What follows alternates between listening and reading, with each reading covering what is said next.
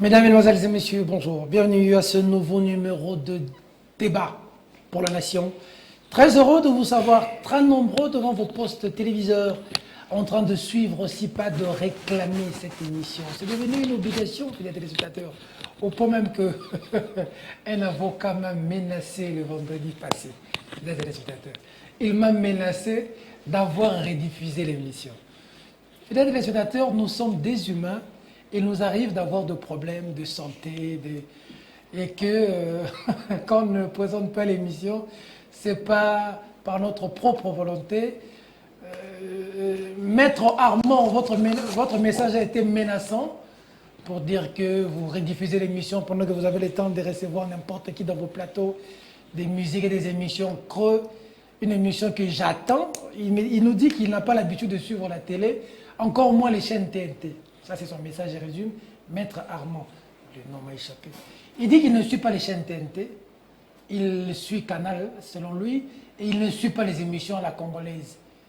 Mais le rare de fois qu'il se mette à la télévision, il a découvert Débat pour la Nation de vendredi, et il a même pris le soin de demander même à ses enfants de suivre. Il était furieux le vendredi passé que nous ayons rediffusé l'émission, et il m'a interpellé. Merci, le message est passé. Aujourd'hui, nous sommes en direct. Nous essaierons d'être là chaque vendredi, mais ça dépend. Lorsqu'il y a des contretemps, ne nous en tenez pas rigueur. Nous allons faire de notre possible que ce soit vraiment ce culte. Maître Armand, le message est passé depuis Kinshasa.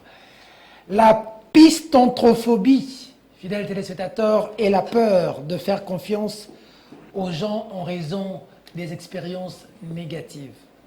Beaucoup de gens, aujourd'hui, au regard des expériences négatives, ont peur de désormais faire confiance aux autres. Parce que la trahison a quand même pris de la place. L'homme est en train de s'avélir du jour au quotidien et de changer. Et cette peur-là de faire confiance aux gens en raison des expériences négatives s'appelle la pistontrophobie. Chaque vendredi, apprenez quelque chose. Apprenez tous les jours que chaque jour soit différent, que chaque jour vous avancez, que chaque jour vous ajoutez quelque chose dans votre vie pour que vous puissiez avancer. Si vous ne pouvez pas voler dans les caisses de l'État, mais voler comme des oiseaux, apprenez à courir. Si vous ne pouvez pas courir, marchez. Si vous ne pouvez pas marcher, rampez.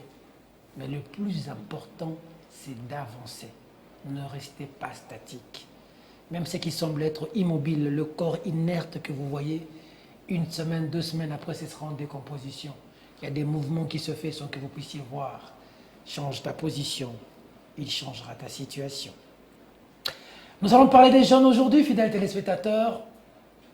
Les jeunes, dans 2 volets, ce sera d'abord l'emploi des jeunes. Pourquoi les jeunes n'ont pas de boulot en République démocratique du Congo? Pourquoi nous ne travaillons pas? Le problème, c'est qui? C'est des jeunes qui sortent de l'université, un universitaire qui doit être un créateur ou c'est un chercheur d'emploi. C'est l'État qui n'est pas en mesure de créer le cadre pour mettre à la disposition des valeurs, des emplois. Ou c'est aussi les jeunes et cette formation qui pose problème. C'est l'État, c'est la famille, c'est l'environnement, on réfléchit. Mais autre paire de mots, c'est aussi, à Kinshasa précisément, la résurgence du phénomène Kuluna. Les jeunes sont dans les rues, à coups de machette, vous allez suivre dans la vidéo.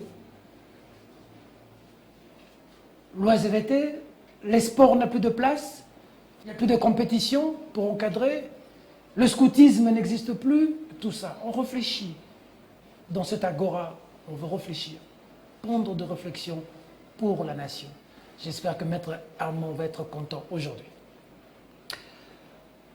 Pendant que je suis en train de présenter les invités, Hervé va nous caler un acteur politique que j'ai reçu la semaine dernière. Il s'appelle Germain Kombinga, qui nous avait suivis ici en direct. Mais quand je l'ai reçu, il a parlé. Je pense même qu'on va commencer par ça avant que je ne présente les invités, que vous connaissez d'ailleurs, au regard de l'annonce. Cet acteur politique a dit un mot. Il a parlé avec son cœur sur cette émission que nous avons lancée, que nous sommes en train de suivre. La technique va nous aider avec le retour son. Suivez en image ce que nous dit Germain Kombinga, j'allais dire Jacquemain Chabani, le des gens avec qui je suis proche. Jacquemain Chabani, clin d'œil. Germain Kombinga a parlé sur cette émission. Il a dit un mot. On le suit. On se retrouve tout juste après pour présenter les invités. À tout à l'heure. Qui peut paraître assez personnel, mais qui me semble une discrétion nécessaire. Il y a quelques jours, très tard, parce que les politiciens, parfois nous vivons tard, je suis tombé sur une émission, sur Nyota TV. Une émission que vous animiez avec le professeur Kalé, M. Yamba Yamba, Albert Moleka. Et je dois vous avouer que j'ai été nostalgique en suivant cette émission d'une certaine qualité du débat public. Merci beaucoup. C'était une émission de très haut niveau qui m'a fortement rappelé les espérances que suscitaient les débats politiques il y a une quinzaine d'années lorsque nous commencions la politique. J'ai vu des acteurs publics qui ne peuvent plus être suivis aujourd'hui en réalité, parce que les gens ne comprennent plus le fond, la vérité et la hauteur. C'était une très grande émission. Merci. Et je souhaiterais vivement, pour ma part, qu'il y ait de plus en plus d'émissions comme celle-là. Il ne faut pas que l'excellence abdique, parce qu'en fait, notre société, aujourd'hui, dans laquelle prolifèrent les médiagogues, voudrait faire abdiquer l'excellence. L'excellence est une lanterne essentielle pour le redressement de notre pays. Ce ne sont pas les joutes oratoires par invective contradictoires qui feront avancer le pays. C'est un débat de fond sur la société, sur l'éducation et sur le substrat dont le Congo a besoin pour avancer. Je voudrais vous féliciter en tant que journaliste, mais aussi vos invités. Ceci n'est pas dans la coutume, dans la liturgie politique congolaise, mais je voulais profiter de votre antenne pour vous dire, oui, c'est ça qu'il faut faire. C'est ce type de débat dont notre pays a besoin. Merci beaucoup, venant de vous, la crème intellectuelle connue de notre pays, qui avait brigué des très grandes fonctions dans ce pays, avec un parcours assez bagagé. On est très flatté que ça vienne surtout de Germain Kombinga, qui a excellé au MLC, ensuite ministre de l'Industrie, qui a donné une forme à un ministère d'ailleurs qui était presque quasi... Hervé, il faut être en contact avec moi. Il faut me regarder sur ton retour, Hervé. Parce que je te passe un message là où les téléspectateurs ne voient pas. Il faut monter. Quand tu as de hautes personnalités sur le plateau, il faut être à la hauteur. Un licenciement peut s'en suivre rapidement. Allez, les invités sont là, fidèles téléspectateurs. Merci Germain Kombinga pour ce clin d'œil. On va essayer de faire ce qu'on peut en nous disant un grand merci à ces invités qui disponibilisent de leur temps, de leur intelligence au service du commun des mortels. Norbert Yamayamba, bonjour, bienvenue. Bonjour. Vous allez bien? Ça va, ça va. Un mot pour l'émission? Non, il faut ça a commencé juste comme une blague. Il faut dire que la mayonnaise est en train de prendre petit à petit son chemin et que tous les sens des émissions doivent aller dans la direction de pouvoir rechercher des stratégies convaincantes ou innovantes pour lutter contre la pauvreté. C'est ça la finalité de l'action publique. Comment allons-nous faire des débats essentiellement où tout le monde devient constitutionnaliste, politologue, juriste, économiste, quel contenu c'est donc une sorte de guéguerre très théâtralisée.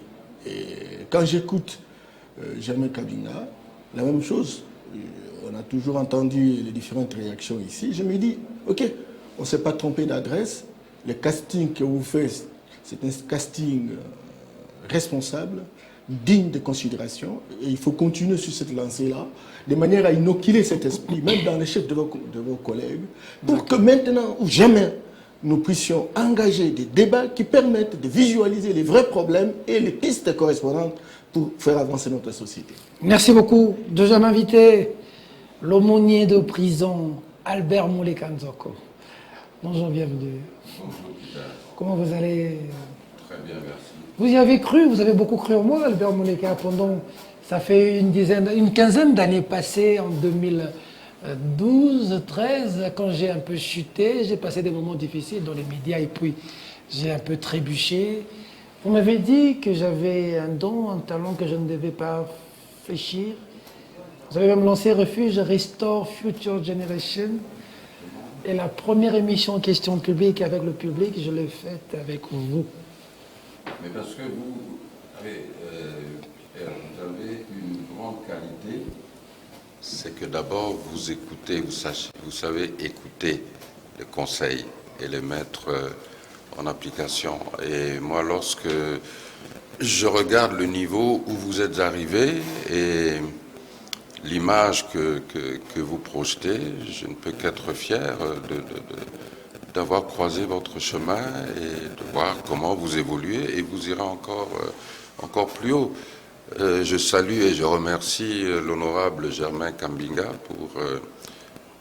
pour ses éloges et je crois que ça ne peut que vous encourager, vous en tant qu'initiateur du projet, de continuer, d'aller plus loin. Je pense que pour nous, les invités, la tâche n'est pas trop difficile vu que nous ne venons pas représenter des partis politiques ou des courants politiques. Venez parler en intellectuel libre. Hein. Nous venons parler en tant que Congolais, intellectuels, leaders d'opinion et pour le bien du Congo. Pas d'un parti, pas d'un leader, mais pour le Congo. C'est notre contribution à l'élévation du Congo. Merci beaucoup. Et d'ailleurs, c'est ça la particularité de l'émission où les acteurs politiques ne sont pas pris, où les leaders d'opinion ou des modèles ne sont pas pris ici comme des politiques, mais des libres penseurs, des intellectuels qui viennent faire une radioscopie de la société, faire des propositions. De ces réflexions sort un substrat, une quintessence pour aider la nation à avancer. Pati Katanga, je vous ai arraché le Maï-Maï. On a une autre image du Maï-Maï aujourd'hui. On pensait que les Maï-Maï sont des gens avec la machette qui défendent la terre. Mais on réalise sur ce plateau que c'est des gens qui ont un bagage. Pati Katanga, bienvenue. Merci beaucoup Peter et merci à mes amis qui sont en même temps les co-débatteurs. Et merci à Germain Kambinga parce qu'il a utilisé un mot qui m'a estomaqué. Il ne faut pas que l'excellence abdique. Non, c'est trop fort ça. L'excellence va abdiquer face à quoi? L'excellence va abdiquer face à son opposé. Quel est l'opposé de l'excellence? C'est la médiocrité. La médiocrité. Et je commence à avoir peur de mon pays.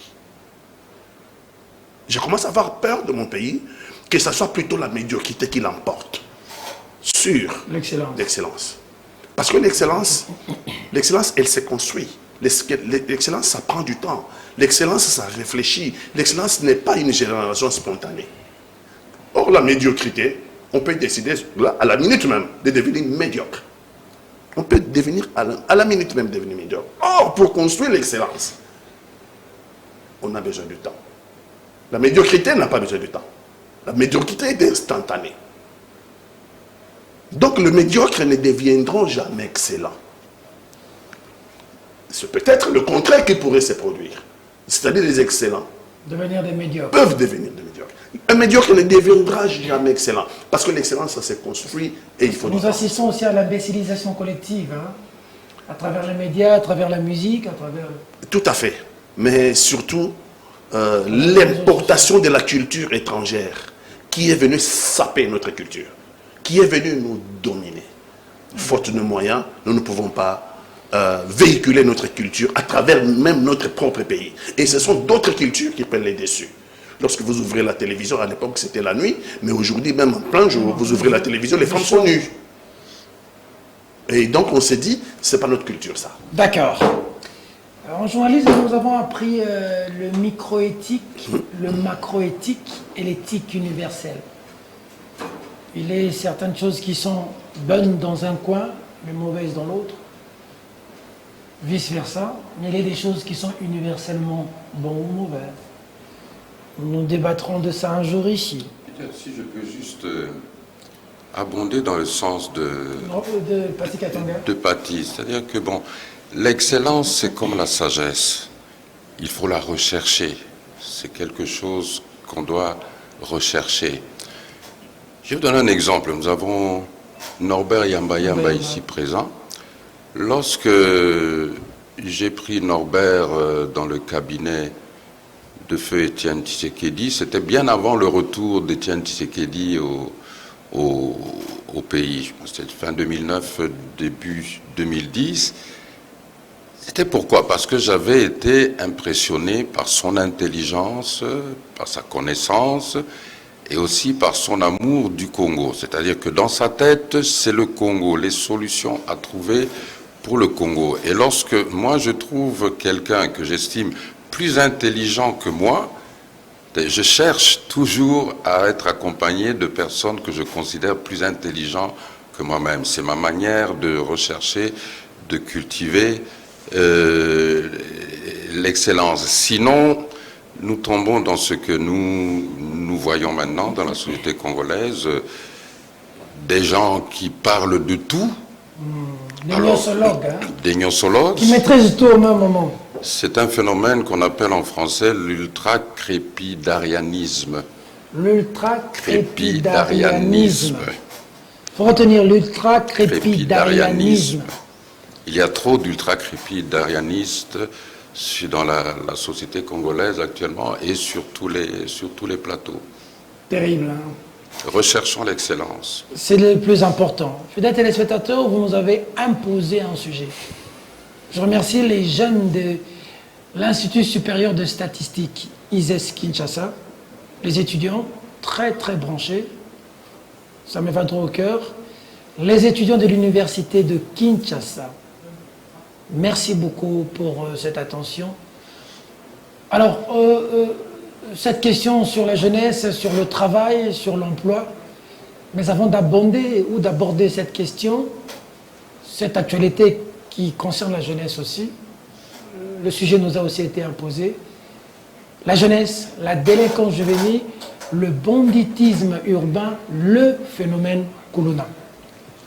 Alors le phénomène Kuluna, nous mettons directement ça sur la table. On commence par ça. Je pense même que sur ce plateau, je vais avoir le général Kassongo en direct pour que nous puissions lui poser une ou deux questions sur ce phénomène Kuluna, la délinquance juvénile, le banditisme. Est-ce qu'il faut remplir les prisons avec ces jeunes? Le système Kanyama KCC, le président avait dit qu'il faut remplir les prisons. Vous allez poser un mot, vous, un aumônier de prison. Mais avant d'y revenir, suivons une image, fidèles téléspectateurs. Les images sont fortes. Hein. Les images sont fortes. Il y a deux images de 30 secondes et de 20 secondes. Ce ne sont pas des longues images, mais elles sont quand même fortes. Mais nous allons les diffuser pour qu'elles puissent nous interpeller, pour que nous puissions prendre conscience et réfléchir profondément. Comme le professeur Kalele a l'habitude de le dire, c'est face aux problèmes que l'intellectuel a pu réfléchir et trouver des solutions. On doit réfléchir d'urgence. Quelles sont les solutions adaptables à cette question? On suit en image. On se retrouve tout juste après. À tout à l'heure.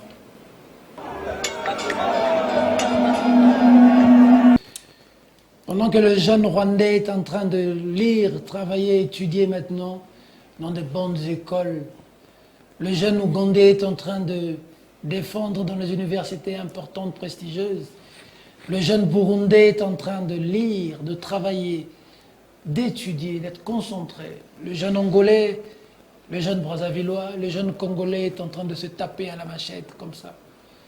Comment voulez-vous que demain les autres ne nous dirigent pas? Détruire une nation, ce n'est pas faire la guerre à cette nation, c'est détruire le système éducatif. Que peut-on attendre de cette jeunesse demain? Où est la relève? Vous qui êtes sur ce plateau, vous, nos aînés, vous, nos parents, vous, nos responsables, lorsque vous voyez ces images, lorsque vous voyez ça, vous dites quoi? Aujourd'hui, Aujourd'hui, on creuse dans la jeunesse.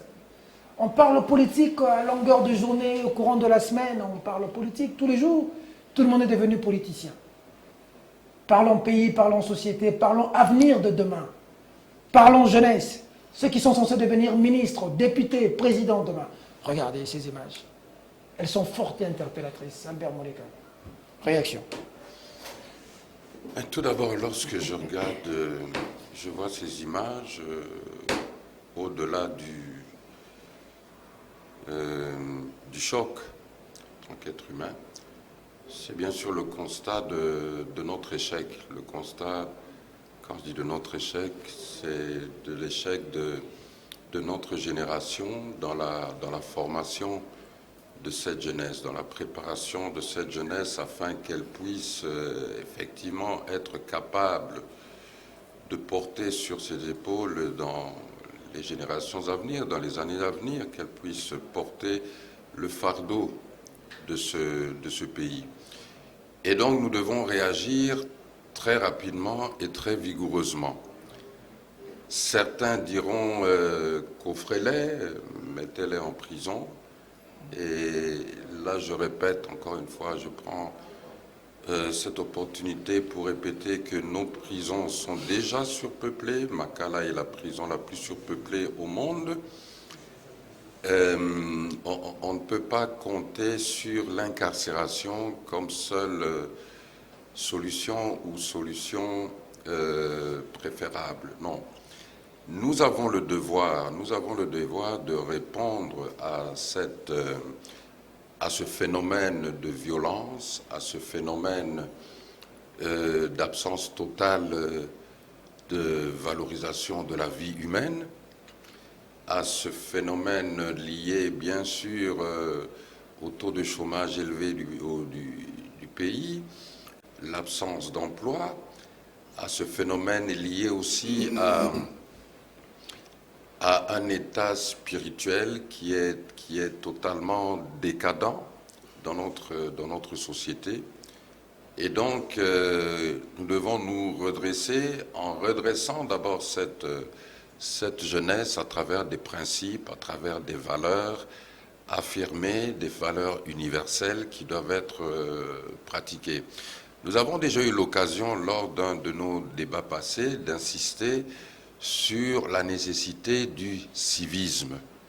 Nous devons remettre un peu ce civisme au centre de notre système d'enseignement, au centre de notre comportement, surtout tant le comportement dans la gestion des affaires que le comportement dans la vie de tous les jours, car c'est à travers le civisme que nous prenons la responsabilité qui est la nôtre, qui est pour chacun reconnaît sa responsabilité dans l'avancement de la société et de la communauté.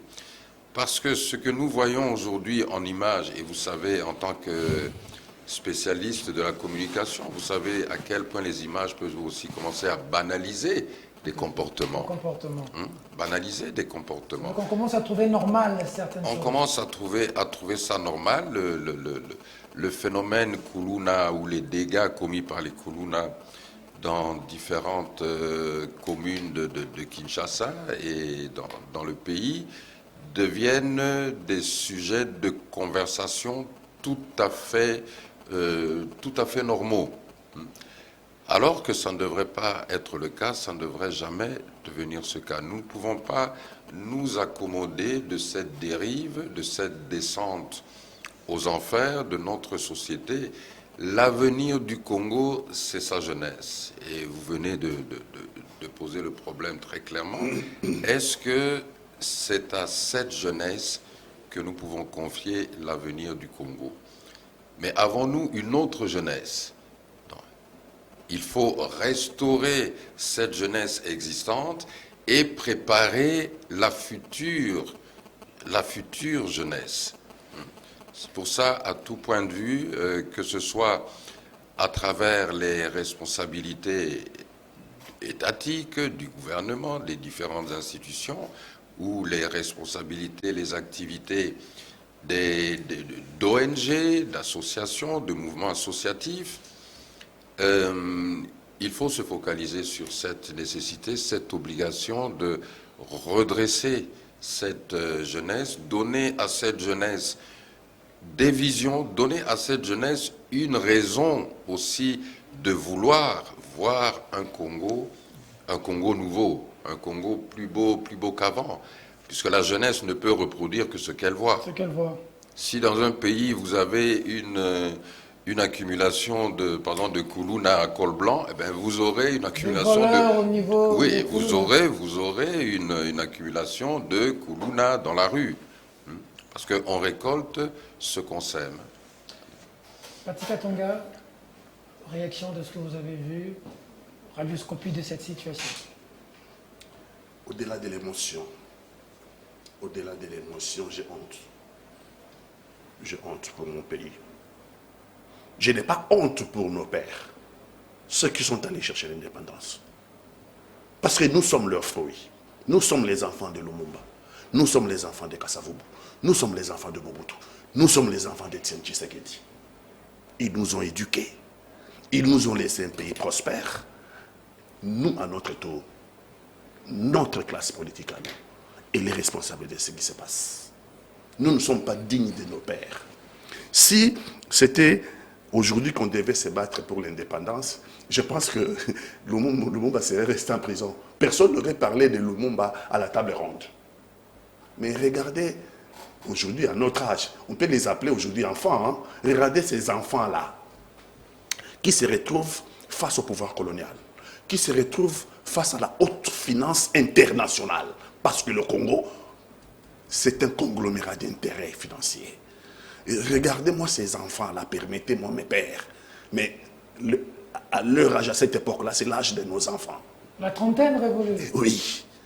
Non, ils ont fait face à l'administration coloniale. Ils ont fait face à la haute finance internationale. Ils ont fait face à tous les courants qui ne voulaient pas de l'émancipation des Congolais pour nous arracher l'indépendance. Et ils ont fait preuve d'exemplarité, mais inouïe. Aujourd'hui, c'est inimaginable. Un leader qui était en prison, je ne vais pas dire des anecdotes ici, parce que j'ai eu à négocier beaucoup de problèmes politiques dans notre pays. Et je connais comment ils ont réagi, ceux de ma génération. Lorsque vous n'êtes pas là, et comme le cas de Lumumba 60, il est déjà en prison. Oh. Mais boutiques et Kounati. Mais les autres ont exigé qu'ils quittent de là. Et non seulement malgré les divergences qu'il y a. Non seulement ils ont exigé, mais ils ont arrêté la table ronde. Pour quelqu'un, aujourd'hui, on va te laisser moisir. Hein. Mais on regarde des intérêts politiques aujourd'hui. Aujourd'hui. Donc ça veut dire que les enfants d'aujourd'hui qui sont dans la rue, les enfants d'aujourd'hui qui sont devenus ce qu'on appelle collectivement Koulouna, c'est l'échec, notre échec à nous, de notre classe politique, pas la classe politique de nos pères.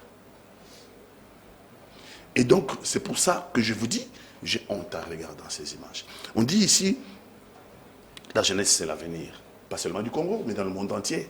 Mais dans le cas du Congo, c'est devenu un slogan creux. Un slogan creux qui ne veut rien dire. Parce que quand vous dites la jeunesse est l'avenir du Congo, ça veut dire qu'il faut préparer cette jeunesse-là. Ça veut dire qu'il faut préparer l'avenir.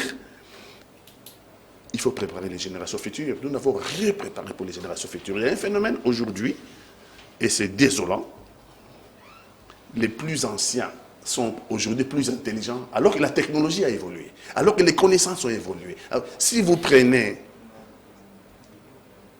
un D6 des années 60, un diplômé d'État des années 60, vous le mettez aujourd'hui face à un docteur ingénieur des années d'aujourd'hui. Les docteurs ingénieurs ne font pas face. Prenez même seulement la dictée. C'est la catastrophe. Un licencié avec un D6 de l'époque, rien que la dictée. Donc on n'a pas construit l'avenir. Moi, j'ai eu la chance dans ma vie, j'ai été 2 fois directeur du cabinet du ministre des Sports. J'ai été directeur du cabinet du ministre des Sports. Donc, ces enfants-là, je le connais. Il y en a qui dormaient au stade de martyr. Il y en a qui venaient pendant le match. J'étais directeur du cabinet du ministre des Sports avant d'être directeur du cabinet du ministre de l'Environnement. J'étais le directeur du cabinet du ministre des Sports. Donc, ces enfants-là, je les voyais au stade. Et donc, j'ai discuté avec eux. Et j'ai discuté avec eux comme des amis. Parce que je voulais les mettre en confiance. Et si je vous dis ce qu'ils me disaient, c'est hallucinant. Viens au bout de la pouvoir un jour. D'abord, beaucoup de temps, c'est pour vendre. Il n'y a pas de temps. Vite oser belé. Vite oser belé. Il n'y a pas beaucoup de temps. Il n'y a pas de temps pour vendre. Vite quantité. Vite nombre. Bon, on a besoin 1 million à boulevard. Bon, on a besoin 1 million à boulevard. Et ça, c'est des colonnes les plus dangereux qui me le disent. Et qui dormaient à l'époque, certains, au stade de Martyr. Donc c'est pour vous dire qu'à l'époque, déjà, j'étais ministre, directeur de cabinet, il y a une quinzaine d'années. Mais aujourd'hui, ils sont combien? Déjà, à l'époque, on me parlait de 1 million. Bon, on a besoin 1 million à boulevard. Surtout, 1 million, tu sais, ma machette na boulevard, au coca. Ve, vous avez la Mindoki. Mais, biso to yebi que le jour où vous avez besoin Mindoki sur les boulevards, n'a pas qu'on a pas Mindele, ils sont informés, hein. Ils sont informés. N'a pas qu'on a pas Kangibino. Le roi doit s'occuper d'un bisoté. Un jour, au bas, cabino plan. Et on peut rigoler de ça. Mais il y a un fond de sérieux. Nous n'avons pas fait notre travail. Et si un jour, je ne préfère pas qu'ils agissent ainsi, parce que ça serait la fin du Congo. Mais j'ai dit que si cela devait arriver par la fiction, on aurait payé le prix que nous méritons. On aurait payé le prix que nous méritons. Mais comment sommes-nous arrivés là? Nous sommes arrivés là comment? Je vous ai dit ici que j'étais ministre des Sports, directeur du cabinet ministre des Sports. Tous les terrains laissés par le Belge, pour que les enfants évoluent dans les domaines des sports. Je pense que les domaines-là sont aujourd'hui spoliés à 90%. Spoliés à 90%. Et si vous suivez très bien le filon de ceux qui ont spolié ces terrains, ce sont en grande partie des gens de notre classe politique qui ont dépossédé ce que possédait la jeunesse et ils se les sont appropriés. Et donc nos enfants, pendant les vacances, pour dire nous sommes pendant les vacances là, nos enfants se sont retrouvés dans la rue. Ils n'ont pas allé des terrains de football, ils n'ont pas des terrains de basketball, ils n'ont pas de terrains de handball, ils n'ont rien. Ça c'est sur le plan du sport. Mais sur le plan de la formation, le Congo ne forme plus sa jeunesse. J'ai dit ici que les plus jeunes aujourd'hui sont moins intelligents que les plus vieux. Ça pose un problème de relève. Ça pose un problème de succession. Qui vont nous succéder? Et donc, depuis 60, nous faisons du surplace. Des écoles que les Belges ont laissées. Non seulement nous n'avons pas construit d'autres, nous les avons détruites. Les écoles de formation de métiers que le Belge a laissées, on n'en a pas rajouté d'autres, on en a détruit. Les professeurs, les maîtres d'école, les enseignants. Aujourd'hui, il n'y a plus une véritable école de formation des enseignants. La plupart des enseignants d'aujourd'hui, on les prend comme ça, à Bibi D6, à Bibi, une école privée là-bas. Les écoles privées sont devenues, en fait, en réalité, des commerces. Ce n'est pas pour former, mais c'est pour faire de l'argent. L'argent a pris les dessus de tout. Et donc, nos enfants ne sont pas formés. Lorsque vous ne formez pas vos enfants, donc par conséquent, vous ne les préparez pas à un emploi, puisque vous ne leur donnez pas une formation. Donc vous ne les préparez pas à un emploi. Alors parlons de l'emploi, c'est une catastrophe, c'est une érosion. L'emploi au Congo, c'est une érosion. L'économie est politique, l'emploi est politique aussi. Et donc on n'a pas construit d'industrie, donc on n'a pas construit des écoles d'ingénieurs, donc on n'a pas construit un pays capable d'offrir. Aujourd'hui, cette année, les ministres, je le suivais, les ministres de l'EPSP, on en a diplômé près d'1 million. 82% de réussite pour le Congo. Ça, j'ai suivi les pourcentages. Kinshasa, ce n'est pas encore sorti, mais dans notre province, on avait déjà commencé. La statistique dit qu'il y a 82% de réussite pour tous les Congos. Mais attendez, tout le monde n'est pas appelé à aller à l'université. Il y a certains enfants qui peuvent aller vers l'emploi. Des écoles de métiers. Des écoles de métiers. Tout le monde veut être docteur, médecin. Qu'est-ce qu'on a prévu? Qui va construire? Qui va être maçon? Qui va être charpentier? Qui va être... Il n'y a rien qui est prévu. Le besoin que le Congo a... Il n'y a rien qui est prévu pour 82% des diplômés d'État de cette année, comme des années passées. Rien n'est prévu. On va les laisser comme ça. Ils vont aller s'inscrire dans les universités, si on peut appeler ça université. Et vous allez entrer dans les amphithéâtres de nos universités. Bon, ok, vous avez compris que nous avons construit une bombe atomique. Nous avons construit une bombe atomique pour détruire, à retardement, pour détruire notre propre pays. Non, Yamba. Merci. J'ai peut-être oublié de présenter toutes mes civilités mes co-débatteurs pour qui je voue du respect et de la considération. Ce qu'on venait de suivre dégage dans moi des sentiments. Le premier sentiment, c'est l'indignation. L'indignation, pourquoi? Parce que lorsque la violence devient une culture sociétale, ça constitue véritablement un danger public. Vous savez, Peter, j'ai eu l'occasion de visiter sur les 145 territoires, 143 territoires. Que vous avez visité? Oui, de mon pays. Et ce que vous observez à Kinshasa, vous risquez de croire que c'est seulement essentiellement à Kinshasa. Je vous dis que c'est généralisé. Même au niveau des villages, il y a des colonies. Au village? Ah oui. Sur les 1450 entités territoriales décentralisées. Vous avez là les villes, les communes, les secteurs, les chefferies. Vous trouvez des Koulouna. C'est-à-dire qu'en fait, on a produit une catégorie de personnes sans éducation, sans encadrement, mais qui deviennent finalement des mercenaires. Non, les mercenaires, c'est encore tout petit, mais des réfracteurs, des destructeurs, des démolisseurs de la société.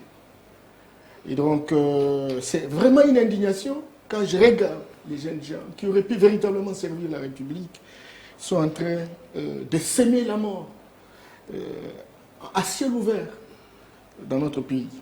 Un deuxième sentiment, c'est le sentiment de responsabilité. L'éducation, c'est l'intégration de l'enfant pour qu'il devienne utile de manière à servir cette société et avoir des résultats, des répercussions positives par rapport à la société qu'elle aurait servie. Et lorsque vous voyez ce genre de comportement antinomique, c'est que très clairement, il y a une responsabilité de ceux qui auraient pu véritablement assurer leur encadrement. Et la première responsabilité incombe aux parents. Parce que chaque enfant vient d'une famille. Et c'est au niveau de la famille qu'on donne les premières notions de l'éducation.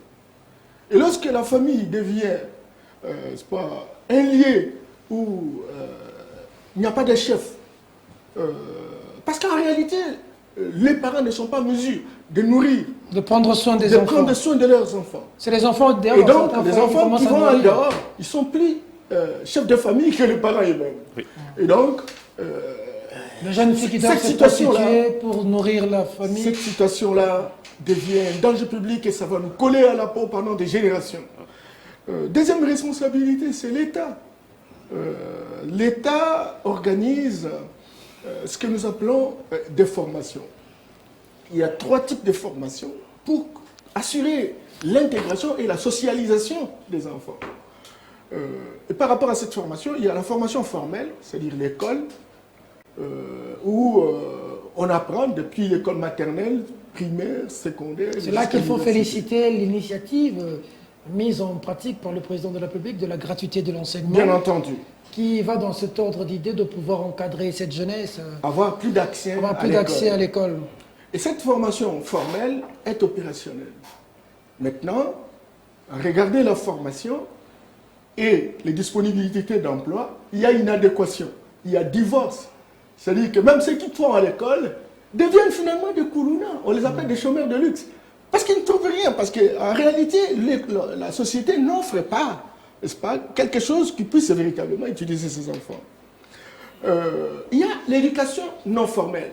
Dans beaucoup de sociétés, pour des gens comme Albert et Paty, qui ont vécu quand même pendant longtemps à l'extérieur, on sait ce qu'on appelle des formations non formelles. On peut aujourd'hui être ingénieur, mais on veut faire des affaires. Il y a des endroits où on peut avoir une formation accélérée, par exemple, pour s'intégrer. Et quelqu'un disait, même si on veut apprendre un métier, il y a disponibilité. Et c'est ça la formation non formelle. Ça a existé. J'étais gosse quand on nous parlait de brigades agricoles dans un village, où des jeunes gens qui ne veulent pas aller jusqu'à l'université, etc., ils veulent apprendre comment cultiver. On lui donne cette opportunité de pouvoir apprendre et devenir véritablement utile dans sa société. Il me semble que cette formation non formelle n'est plus de la responsabilité de l'État aujourd'hui. L'État a démissionné complètement. Seulement les ONG. Et les ONG, avec quels moyens? la plupart d'ONG qui sont opérationnelles dépendent de l'extérieur. Et vous savez les caprices de l'extérieur. Et donc, le gouvernement de la République qui aurait pu véritablement devenir le partenaire par excellence de toutes ces ONG qui travaillent pour encadrer ces enfants, devient, n'est-ce pas, depuis une vingtaine d'années, en tout cas, un couteau tiré avec, n'est-ce pas, l'État à cause, n'est-ce pas, d'une incompréhension liée au contrôle citoyen. Il y a aussi une autre formation. La formation informelle. La formation informelle, qu'on appelle généralement en pédagogie, la formation diffuse. Les journalistes. Est-ce qu'il y a des chaînes de télévision qui se préoccupent de l'avenir de la société pour qu'ils vérifient l'information qui est donnée puisse servir véritablement aux enfants d'accroître leur capacité de lucidité? Servir aux enfants de pouvoir trouver quelque chose, une matière qui leur permet de véritablement s'intégrer. J'étais un coup d'œil sur les différents programmes. Dans les médias. Dans les médias. Surtout les médias congolais. Voilà. Et l'enfant aussi acquiert des formations par la presse, par le voyage. Mais aussi, les médias internationaux, hein, où on inocule aussi des choses. Moi, je ne suis pas homophobe, hein, il ne faut pas m'accuser d'homophobie. Mais il y a quand même des médias où on voit les gens de transgenres. Il n'y a pas que ces médias. Les médias n'endossent pas seulement la responsabilité. Nous, on est bantou, les contacts avec les aînés. On est dans son avenir, on est dans sa commune, etc. À l'époque, vous avez des aînés qui vous montrent qu'est-ce qu'il faut faire, comment ils vous donnent des informations compagnie, etc. Actuellement, non. Le droit de naissance, le respect. On apprend de chez les aînés comment insulter, comment devenir violent. Commune wana basaka na biso tala quartier wana kutu bozo ngambeli bokende bosala on est la biso, etc. Voilà l'aîné. Quel type d'information en train de donner à tous ces enfants. Donc, la décadence de l'éducation formelle, informelle, non formelle, donne tel produit. Et cela endosse. Je ne vous interromps pas, ce que vous dites est très important, mais même dans les médias, fidèles téléspectateurs, parce que c'est au Congo, mais ça se passe aussi dans plusieurs médias, j'ai fait un peu cette radioscopie, cette tendance à aller dans la bêtise et dans le mal. Aujourd'hui, il y a par exemple des émissions où on voit deux bandes de jeunes, ils appellent ça clasher, hein, en train de s'insulter. Celui qui insulte le plus gagne l'autre. Samuel, on appelle ça comment? Il y a un terme qu'on utilise, le battle. Ça veut dire que vous avez deux groupes de jeunes, chacun sort un jeune, des jeunes genre, des petits enfants. Ils doivent s'insulter les deux. C'est celui qui sait insulter les défauts, les faiblesses de l'autre plus, il humilie l'autre, c'est celui qui gagne. Je demande aux parents de veiller à ce que les enfants suivent, parce que ça entre dans les écoles, ça entre en famille. C'est celui qui insulte le plus de notre culture, insulté et banni. On n'insulte pas. Voilà. Alors je termine en disant que tout cela exige naturellement qu'il y ait un minimum de concentration, qu'il y ait une élite responsable et qu'il y ait des grandes réformes qui s'opèrent véritablement dans les différents secteurs de la vie. Mais j'ai horreur. J'ai horreur lorsque je regarde les statistiques.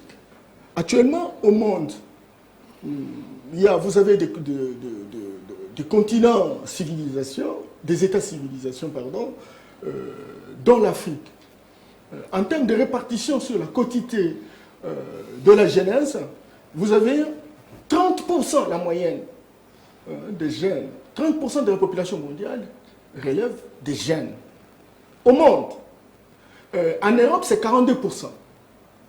Et en Afrique, c'est 19%. Au Congo, nous sommes dans la proportion de 19%. Alors, regardez, aujourd'hui, nous sommes 110 millions. Et que la proportion, en termes de quantité de jeunes, nous sommes à 65%. 65% de la population sont jeunes. Okay. Alors, et quelle proportion? De 19%. L'âge de 19%. De 19 ans. 19 ans. Regardez, on est à 110 millions. Si vous prenez 65% des 110 millions, vous allez trouver quel montant? En 2050, on sera 220 millions. En 2100, on sera 400 millions. Aujourd'hui, avec 110 millions, nous sommes incapables de pouvoir entraîner, encadrer, intégrer, socialiser ces jeunes. Et en moins de 30 ans, nous aurons 200 millions. On va faire quoi?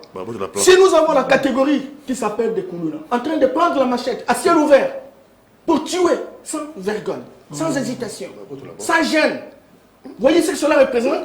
Et c'est là justement qu'on demande aux responsables.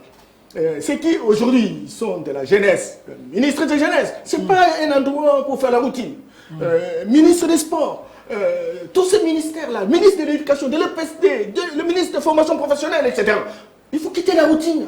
Il faut de grandes réformes. Il faut quitter des folklore interministérielles qui permettent véritablement de prendre le taureau par le cornes.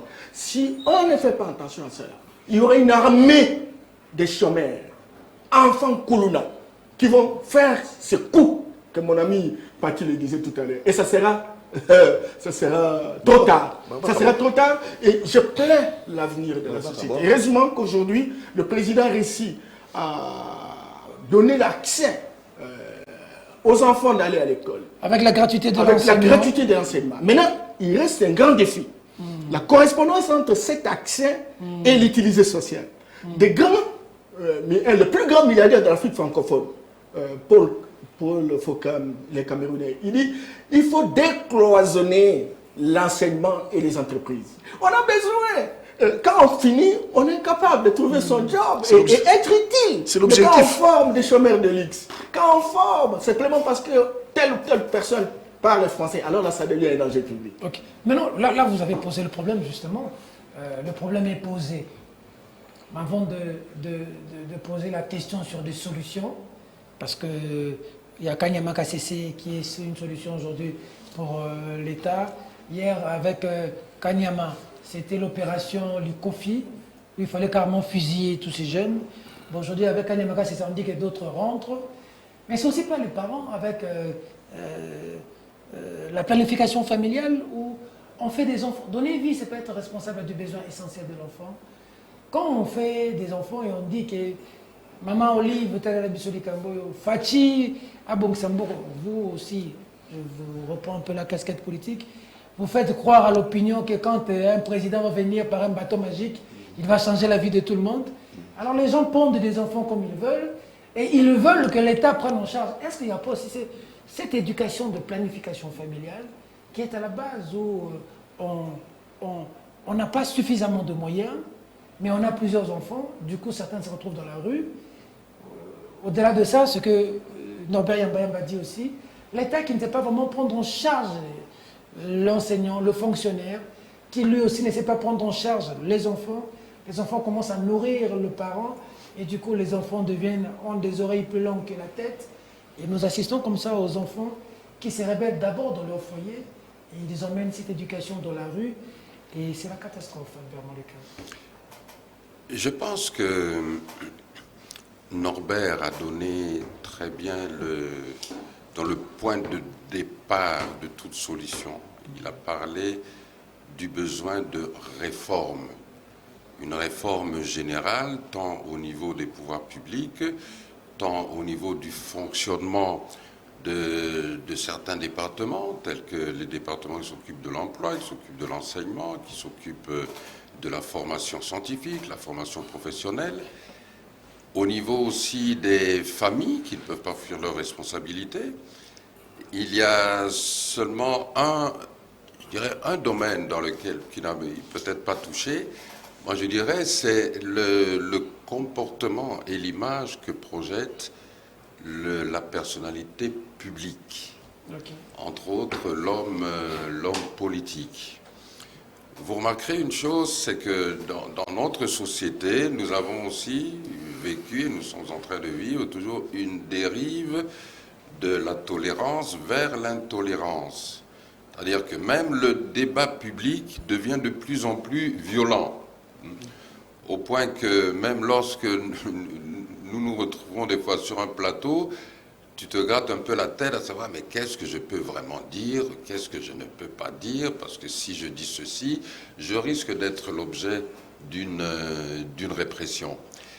Et cette jeunesse à laquelle la classe politique fait appel pour ses activités ou lors des échéances ou l'approche des échéances électorales, cette jeunesse ne fait que reproduire aussi l'intolérance que vous manifestez dans vos débats, dans votre débat politique, dans vos activités politiques. Eux, ils reproduisent ça dans leur milieu. La violence verbale et quelquefois même la violence physique dans le plateau est remplacée par la machette. Mais vous voyez toujours, c'est l'expression de l'intolérance. On ne tolère pas la présence ou la vie ou la liberté d'expression de l'autre. Et ça nous amène à des comportements de violence qui mettent en danger l'évolution et l'existence même de notre société. Le rapport, bien sûr, entre le phénomène Kuluna et le thème que nous embrassons dans ce débat, qui est le thème de l'emploi ou de l'absence d'emploi, le lien est très étroit. Bien sûr, le lien est très étroit. Et j'insiste encore, et Norbert l'a très bien dit, à partir de ces réformes-là, nous devons pouvoir déterminer de quoi ce pays a besoin en termes d'emploi. Et pour avoir ce genre d'emploi, quelle doit être la formation? Cette formation-là, comment allons-nous la financer? D'autre part, le problème qui se pose aussi, c'est la relation entre l'État et les entrepreneurs. Vous savez, le succès de la Deuxième République, c'était pendant une époque où l'État, le gouvernement et les entrepreneurs marchaient main dans la main. Même avant même que Mobutu prenne le pouvoir, sous la présidence de Joseph Kasavubu, les entrepreneurs locaux étaient encouragés. Parce que lorsque nous parlons d'investisseurs, pour créer des emplois, il faut qu'il y ait des créateurs d'emplois, des créateurs d'activités, donc des investisseurs qui vont investir à partir de ressources financières. Ces ressources financières peuvent venir d'institutions financières, que ce soit les banques, peuvent venir d'agences étatiques telles que nous connaissons aujourd'hui les FPI, à l'époque nous avions les banques agricoles, etc., etc.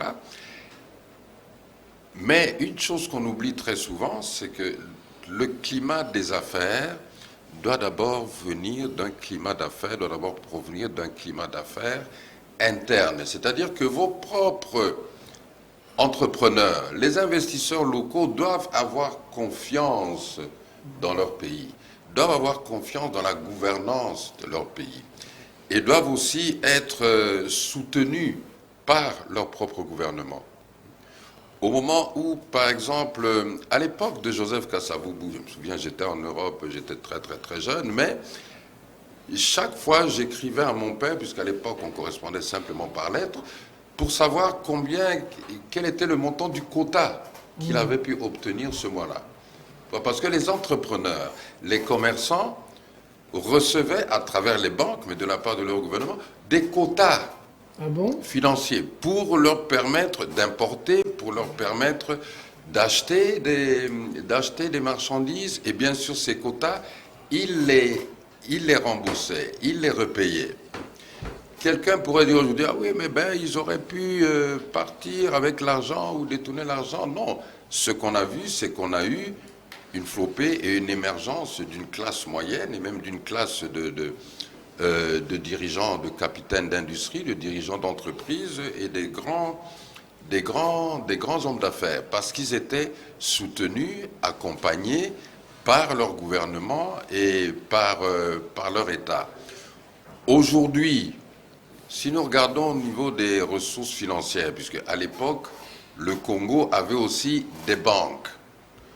Aujourd'hui, nous avons une flopée de banques, une multitude de banques, mais le Congo lui-même n'a plus de banque. C'est les Kenyans d'ailleurs qui nous investissent maintenant. Or, la banque, c'est une société privée. Oui, une société privée. C'est une société privée qui obéit à des règles qui lui sont propres.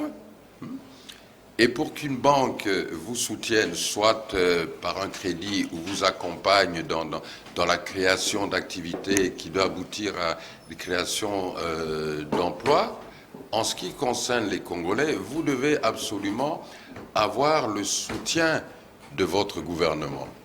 Au point qu'aujourd'hui, un homme d'affaires ou un entrepreneur congolais, pour obtenir par exemple un prêt conséquent tant dans une banque privée même dans une agence gouvernementale ou étatique, doit recourir au soutien, si pas à la recommandation, d'un acteur ou d'une structure des pouvoirs publics. Bon, toutes ces réalités empêchent l'éclosion d'une nouvelle classe d'entrepreneurs. Mais ce n'est pas l'énergie, ce n'est pas l'ingéniosité qui manque aux Congolais ou à la jeunesse congolaise, mais c'est la manière dont l'État peut remplir ses responsabilités dans le soutien et dans l'accompagnement de cette volonté qui réside chez la plupart des jeunes. Vous savez, on a dit qu'il y a beaucoup de jeunes, ils sont diplômés, ils ne trouvent pas d'emploi, mais ça ne les empêche pas d'essayer de se débrouiller en lançant telle ou telle activité, mais ils n'ont pas l'encadrement, ils n'ont pas accès à l'encadrement financier, ils n'ont pas accès à l'encadrement légal de ces activités, de sorte à ce qu'ils puissent étendre leur vision et étendre leurs activités de sorte à devenir eux-mêmes des créateurs d'emplois au niveau idoine pour contribuer au développement de leur pays. D'accord, je vous reviens Albert Moleka. On va prendre le général Kassongo. Bonjour. Bonjour. Comment vous allez, mon général?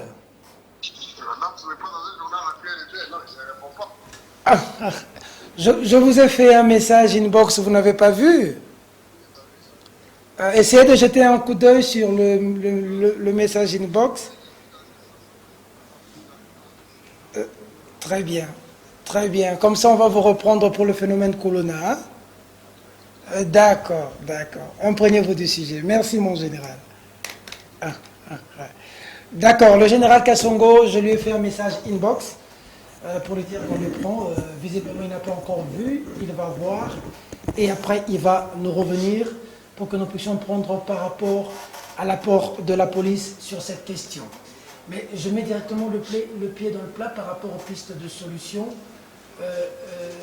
Pati Katanga, on a Kanyama Kassese avec le général John Kabwik qui estime que pour mettre un terme à ce phénomène, il faut emmener ces jeunes à Kanyama Kassese. Mais avec Kanyama, hier, le général Kanyama, c'était l'opération des Kofi, que beaucoup ont décrié, hein, mais on a vu quand même les Colonna disparaître dans les rues de Kinshasa. Cette jeunesse, vous aujourd'hui, vous pensez, le droit de l'homme va dire que cette opération était mauvaise, mais elle a donné des résultats escomptés. Vous pensez quoi par rapport aux pistes de solution du cas du phénomène Colonna, mais surtout de la situation aussi de l'emploi? Les pistes et des solutions qui nous sont présentées aujourd'hui, bon, ce sont des pistes et des solutions, mais des pistes et des solutions provisoires et temporelles. Parce que il y a reproduction du même phénomène. Chaque année, chaque mois, enfin, il y a reproduction du même phénomène. Kanyama Kassese a quelle capacité? Parce que chaque année, on n'a pas évalué, mais puisqu'il y a reproduction, donc les Chéri ou le Colonna, nous les avons chaque année, ils se reproduisent exponentiellement. Quelle est la capacité de Kanyama Kassese à englober tous les enfants devenant Colonna chaque année? Donc Kanyama Kassese ne peut qu'être une solution provisoire, temporaire et temporelle. Vous avez parlé de l'opération effacer les tableaux, l'opération Likofi, qui était une opération effacer les tableaux. Oui, ça a choqué, mais le pouvoir public en avait décidé ainsi. C'était une solution à ce moment-là pour le pouvoir public, mais c'était aussi une solution provisoire, temporelle et temporaire. Parce que, toujours, la reproduction de Colonna. Si on prenait cette solution-là, est-ce que chaque année on allait envoyer Kanyama, colonel Kanyama à l'époque était colonel, mais aujourd'hui je pense qu'il est général. Est-ce que chaque année on allait l'envoyer aller tuer nos enfants? Je pense que tout le monde dira non. On ne peut pas Mais l'ICOF ne consistait pas à tuer les enfants. Enfin, ce que nous on a vu, ce que l'imaginaire collectif a vu, c'est qu'on a tué les enfants Koulouna. C'est ce qui a fait peur. Mais j'ai dit, moi je n'ai pas à juger de l'opération, j'ai dit tout simplement que c'était une solution provisoire, temporaire, parce que les Koulouna se multiplient chaque année. Est-ce que, si on prend cette solution-là, est-ce que chaque année on va envoyer les généraux Kadiama dans la rue pour aller traiter les Koulouna et en tuer certains qu'on a tués dans... J'ai dit, collectivement, nous allons tous dire non, on ne peut pas tuer nos enfants chaque année sous le prétexte qu'ils sont Koulouna. Maintenant, la solution pérenne, la solution durable, la solution qui va nous amener à éradiquer ce phénomène, quelle est-elle? Voilà là où est la question. Je pense à mon humble avis que d'abord la solution pérenne, la solution qui va nous amener à éradiquer ce phénomène, c'est d'abord la prise de conscience de la classe politique et la volonté de la classe politique d'éradiquer ce phénomène. Parce que ce phénomène est lié forcément à la déliquescence des familles. On va commencer là. À la déliquescence des familles. Nos familles aujourd'hui sont disloquées. La famille est détruite. La cellule familiale est en décomposition. Pourquoi la cellule familiale est en décomposition? Il y a beaucoup de facteurs qui rentrent en compte. Perte d'emploi. Nous ne construisons plus des emplois. Faute de formation. Nous n'avons pas d'industrie. Donc, ça veut dire que les parents ont perdu leur emploi. Donc, par conséquent, ont perdu leur autorité sur leurs enfants. Ventre affamé, dit-on. Un point d'oreille. Vous n'allez pas donner des injonctions à un enfant qui n'a pas mangé. À un enfant dont vous n'arrivez pas à faire nourrir. À un enfant dont vous n'arrivez pas à faire scolariser. Il ne vous écoutera pas. Même nous, là, si on nous met dans les mêmes conditions, on n'écoutera pas. Voilà. Déliquescence, la destruction de la cellule familiale. Deuxièmement, l'école. Toujours la responsabilité politique. L'État a abandonné l'école aux mains de privés. Donc on a commercialisé l'école. Quand je parle d'école, je parle d'école primaire et secondaire. Donc ne va à l'école, n'allez à l'école à l'époque que ceux de parents qui ont les moyens. Et le gros de nos enfants restent à la maison parce que les parents n'ont pas d'emploi, donc les parents n'ont pas de ressources, donc les parents ne sont pas capables de payer l'école. Et donc ces enfants-là qui restaient à la maison étaient appelés à aller errer par-ci et par-là et à côtoyer n'importe qui dans la rue. Et ces enfants-là étaient généralement, pas tous, mais généralement appelés à devenir des délinquants dans la rue. Donc il y a un problème de l'école. L'État doit recouvrer ses prérogatives régaliennes. L'école, c'est le problème de l'État. L'école, ce n'est pas un domaine commercial. L'école n'est pas faite... Mais comme on voit aujourd'hui... L'État doit récupérer ce domaine-là qui est un domaine régalien de l'État. L'école. Les privés doivent redevenir comme à notre époque. Ça veut dire un épiphénomène marginal. Les écoles privées, je vais dire. Les écoles privées doivent redevenir un épiphénomène marginal. Mais l'école publique, l'orientation, la formation, les matières il faut des réformes profondes et ça c'est à l'État de prendre en charge ses responsabilités. Si l'État prend en charge ses responsabilités, avec la volonté que nous voyons aujourd'hui de décréter la gratuité de l'enseignement, qui est une très bonne chose. Bien sûr, elle n'est pas parfaite. Il faudra aussi les enseignants, les former. Il faudra aussi mettre de bancs, ça veut dire que la logistique qui doit suivre, parce que vous mettez plus d'enfants dans les écoles, ben, si vous mettez plus d'enfants dans les écoles, il faut construire des classes. Il faut construire des classes, il faut construire des bancs. Donc ça, c'est les domaines. Ça, c'est le devoir de l'État, de reprendre l'école en main. Ce domaine régalien revient dans le monde entier. C'est un domaine qui revient unique, même aux États-Unis, le pays le plus libéral du monde. L'école appartient à l'État. C'est un domaine régalé de l'État. Donc l'État doit reprendre l'école. L'État, avec l'école, en reprenant l'école, l'État va reprendre aussi les domaines de formation professionnelle. Il y a des écoles de formation des professionnels, des écoles de métiers qui existaient. Aujourd'hui, il n'y en a plus. Tout le monde n'est pas appelé à aller faire des études supérieures. La nation a aussi besoin de coordonnées. On a plus de juristes dans ce pays. La nation a aussi. Il y a des maçons et des ingénieurs. La nation a aussi besoin de coordonnées. Un pays où quand tu as de l'argent, au lieu de créer une entreprise, tu crées un parti politique. Voilà. Donc, on a plus de partis politiques que des sociétés, des industries. Donc la volonté politique doit amener l'État dans ce Tu as domaine-là. un 100 000 $, crée quelque chose, tu crées un parti politique. Donc, Même moi, prochainement, je vais créer mon parti politique. donc, nous donnons à nos enfants un mauvais exemple. Ça veut dire que nous créons un parti politique pour prendre ce que vous venez de dire.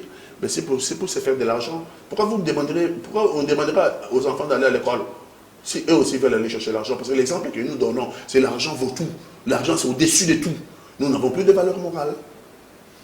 Nous n'avons plus de valeur civique. Et donc, par conséquent, ben, la conséquence c'est quoi? Donc l'État reprend l'école qui était un domaine régalien, j'insiste. L'État reprend la formation professionnelle, l'État reprend la création d'emplois en favorisant les secteurs privés pour créer les plus d'emplois, pour qu'en quittant l'école, qu'il y ait un pont entre l'école et le métier, entre l'école et l'emploi. Pour mettre les enfants. Si un enfant, moi j'en connais, parce que j'étais directeur de cabinet du ministre de la Jeunesse et Sport, j'en connais ceux que j'ai aidés qui ont retrouvé un emploi, mais des grands couleurs. Mais ils me disent, ouais, boulot pendant 7 heures. Donc on a parlé dans 5 heures. Le temps de brûler comme on avait. Surtout petit boulot dans la maçonnerie, on a 18 heures, on a cassé. On a tu vois, on a occupé quelqu'un. Il a maintenant un emploi. Quand il rentre du travail, il n'a plus le temps d'aller prendre. Il est fatigué. Il est fatigué. Il doit se reposer pour. Donc l'État doit. C'est aussi l'oisiveté. Hein? C'est responsable. Le manque à faire aussi qui fait que bon. La prison n'est pas non plus une solution pérenne. C'est une solution qui ne peut être que provisoire, qui ne peut que passer, qui ne peut être que temporaire. Mais la vraie solution, c'est l'intégration de la jeunesse. C'est l'intégration de la jeunesse dans notre économie. C'est la reprise nous devons véhiculer nos valeurs. Nos valeurs ont disparu. Les valeurs d'autres cieux, enfin les anti-valeurs d'autres cieux, vous l'aviez dit ici, LGBT, je ne m'irai pas parce qu'on va me porter plainte.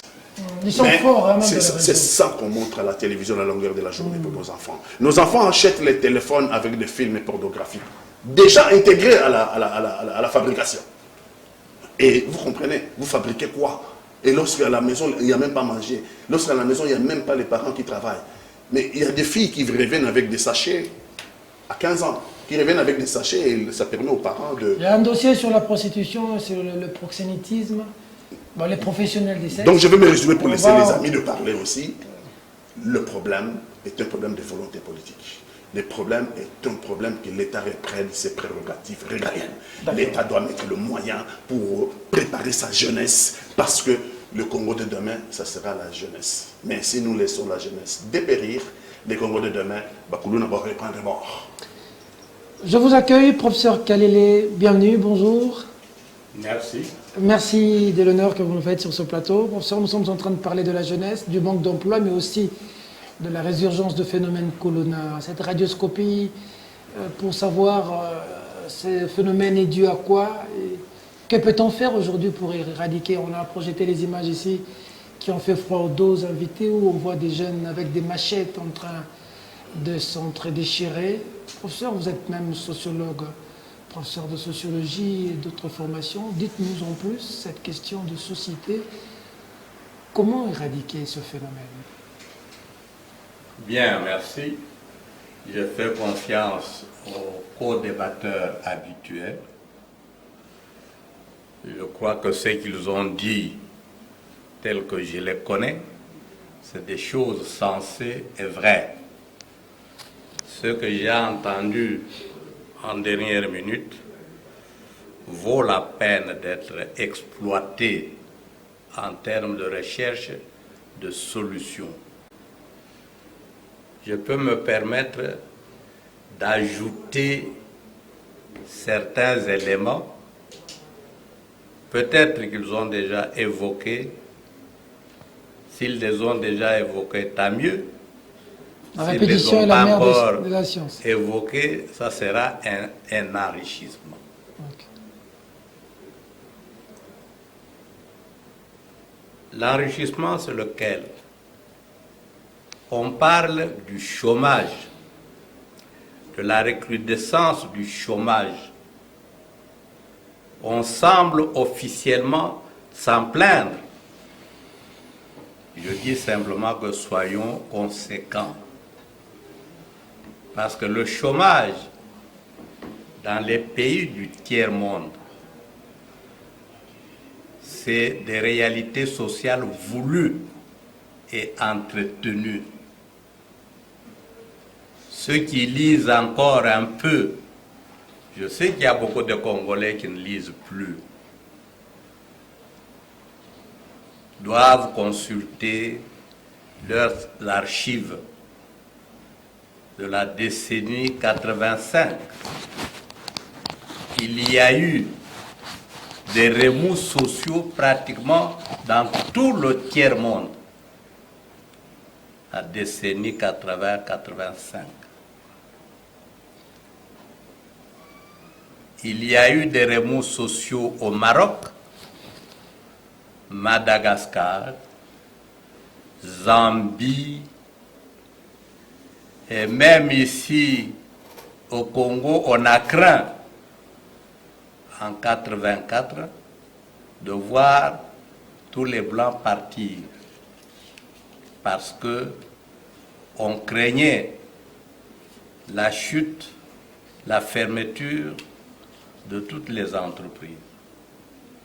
Quelle était la cause fondamentale qui explique que le chômage aujourd'hui se maintient? C'est le programme que nous avions signé, qu'on nous a même imposé avec la Banque mondiale, le Fonds monétaire international. Vous savez très bien que quand vous signez ce genre de programme, parmi les exigences, on vous demande le licenciement massif des travailleurs. Wow. Un licenciement massif des travailleurs, à commencer par la fonction publique. Vous en avez connu ici, dans les écoles à tous les niveaux. Il y avait des directeurs et des sous-directeurs, il y avait des surveillants, il y avait des services d'entretien, même à l'université. Je crois que Yamba Yamba a fait ça. Les dortoirs, il y avait un service pour balayer les chambres des étudiants, arranger la literie, prendre les habits, déposer à la buanderie, repasser, venir vous les remettre. Nos portes restaient ouvertes. Tout ça, au nom de l'assainissement des finances, a été supprimé. Tout ce monde a été congédié. Conséquence, la malpropreté dans les instituts supérieurs, l'augmentation du chômage. En plus, on supprimait par le même programme les allocations familiales, les indemnités sociales. Il y avait beaucoup de gens qui perdaient leur boulot. Les enfants qui ne pouvaient plus étudier, soutenus par leurs enfants. Ces remous sociaux, dans tout le tiers-monde, ont poussé à des révoltes sociales, parfois très graves, voire meurtrières. Il n'y a qu'au Congo où on a échappé à ce phénomène. Parce qu'en 1984, il y a eu une dévaluation monétaire de 400%. 400%. Mais les Congolais ne sont pas révoltés. Ils sont restés comme des moutons, comme toujours. En train d'observer et de subir. Nzambe akosala. Tomesani tokomesana. Etc. Mais ça, c'est depuis la colonisation. On nous appelait Empire du silence. Partout, les gens se soulevaient parce que ça ne marchait pas. Au Congo, on ne se soulevait jamais. On priait. On messana, etc. Mais aujourd'hui, ce programme qui a été décrié partout, quand Mzee est venu, il lui a tourné le dos. Mais le régime que nous avons actuellement a repris ses accords avec le Fonds monétaire international. Vous ne pouvez pas vous étonner, à moins d'être hypocrite ou simplement ignorant, que vous n'ayez pas de création d'emplois. Vous ne pouvez pas vous étonner que l'école soit abandonnée. C'est dans la logique de ce programme. Finalement, qu'est-ce que vous voulez? Vous voulez une chose et son contraire.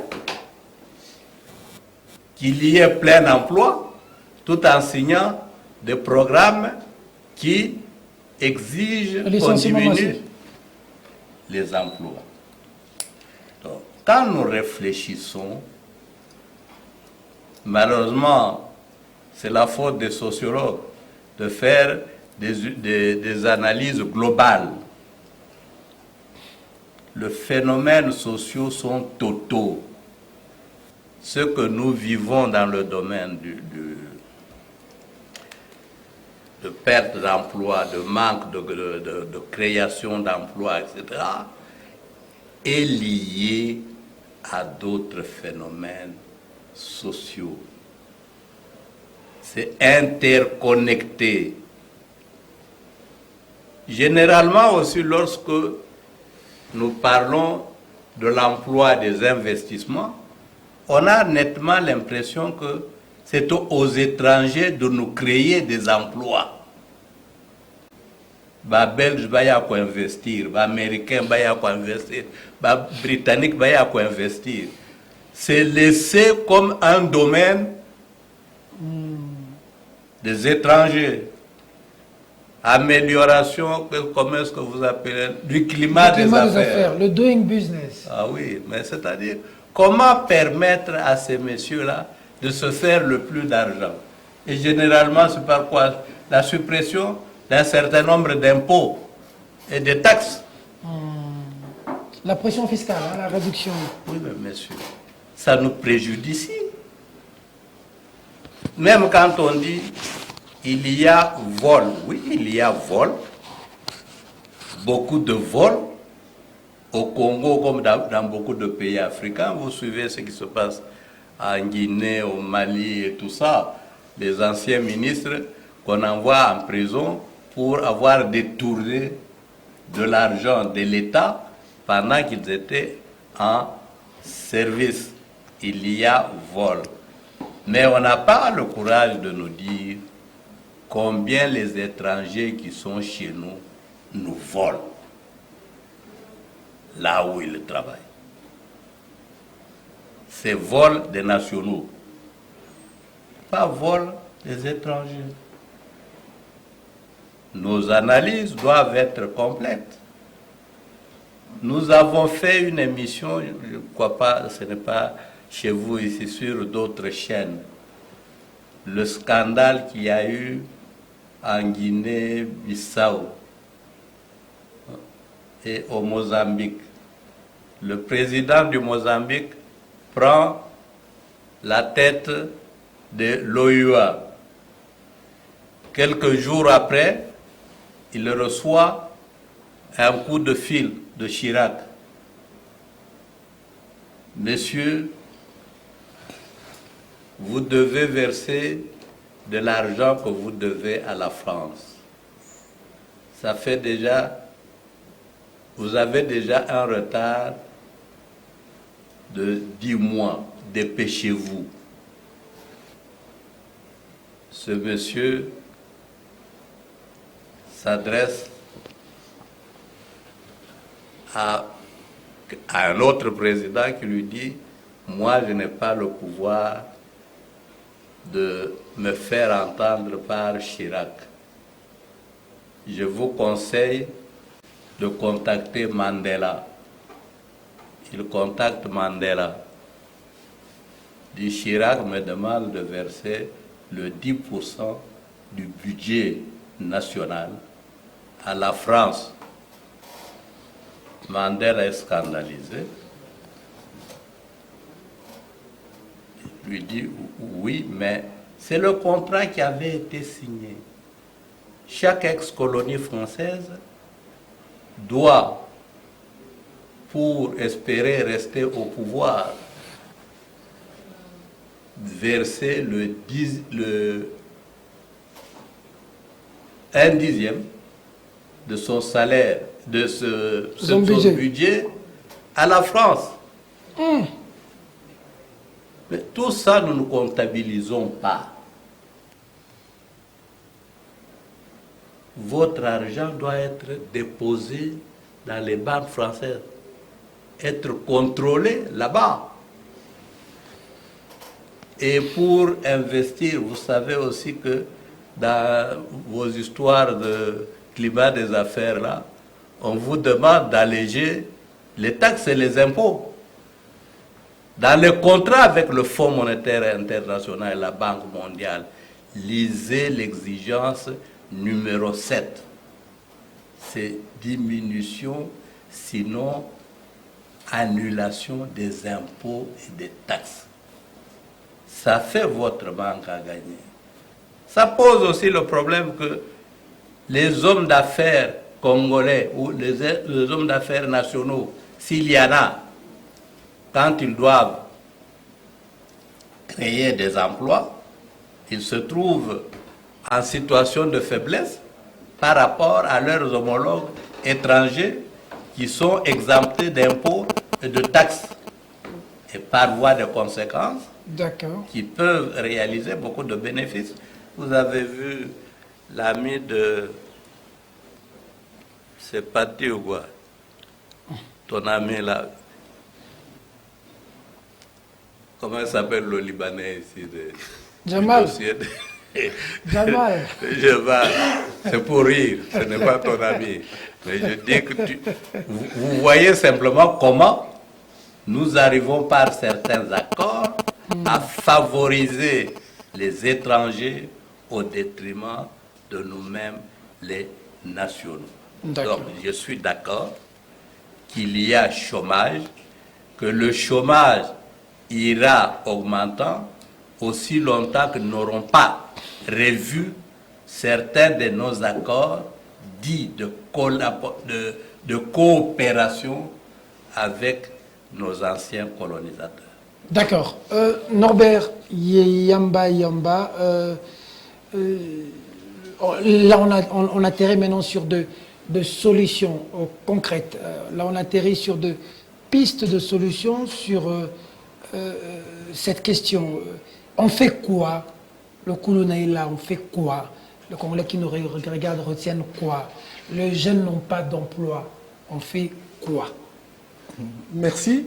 Je voudrais juste rectifier quelque chose que j'ai dit, mettre comme point de vue ici en fait. Quand je parlais de 30%, non, c'était pas 30%.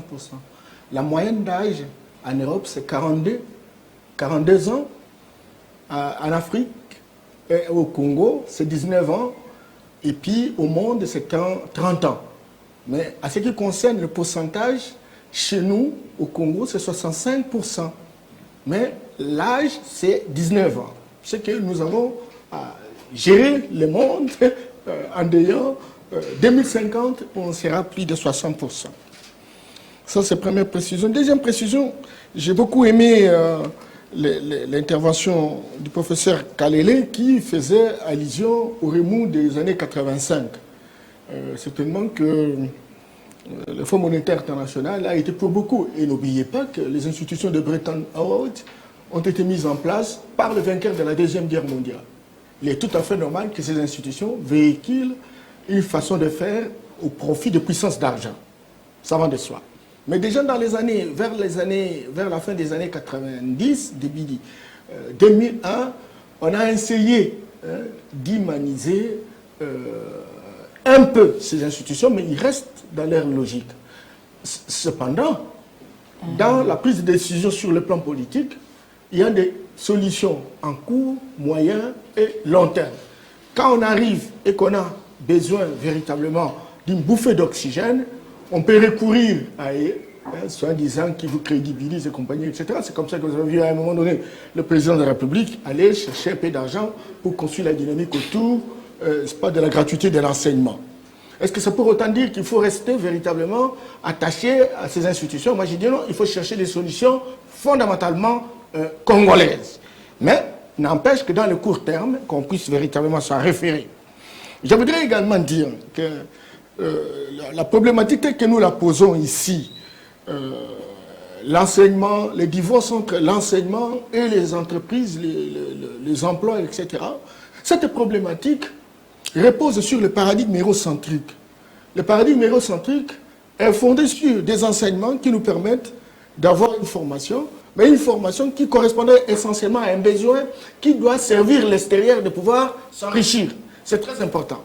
Nous n'avons pas encore un enseignement revisité qui est fondé sur notre paradigme afrocentrique, qui portera véritablement sur les besoins qui sont les nôtres, et en fonction de ces besoins, nous montons de formations correspondantes, et les richesses sont produites ici, les emplois sont produits ici. Nous ne sommes pas encore arrivés là. Alors maintenant, je reviens à des propositions. J'ai beaucoup aimé lorsqu'on parlait de Kanyamaka CC.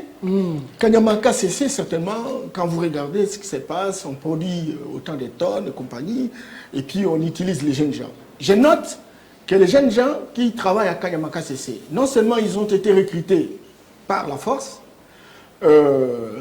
encore que l'État a le monopole de la violence légitime, et donc ils sont à KCC, ils travaillent, mais ils sont payés.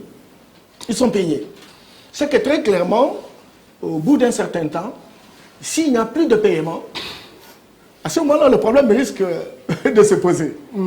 Et ce que disait Pati tout à l'heure en disant, mais alors si chaque année on doit recruter des Koulouna qui prennent la Sancerre, que va-t-on faire?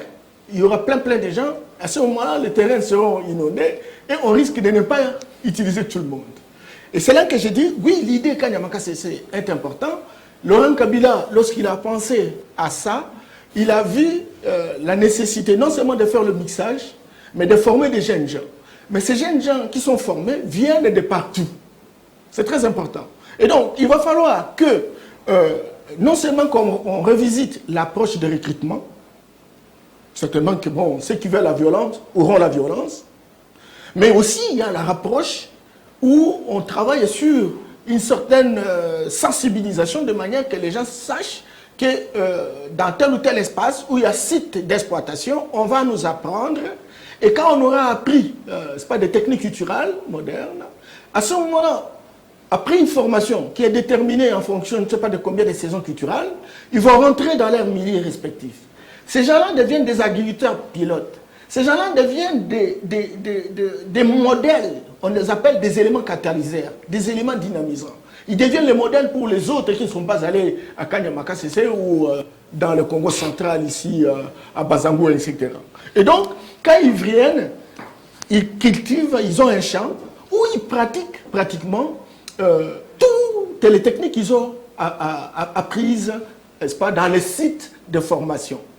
Et par rapport à ça, moi j'ai fait une expérience ici dans la commune de Kimpanseke, dans une recherche-action bien entendu, et cela m'a permis naturellement de drainer les jeunes gens qui venaient de presque toutes les provinces.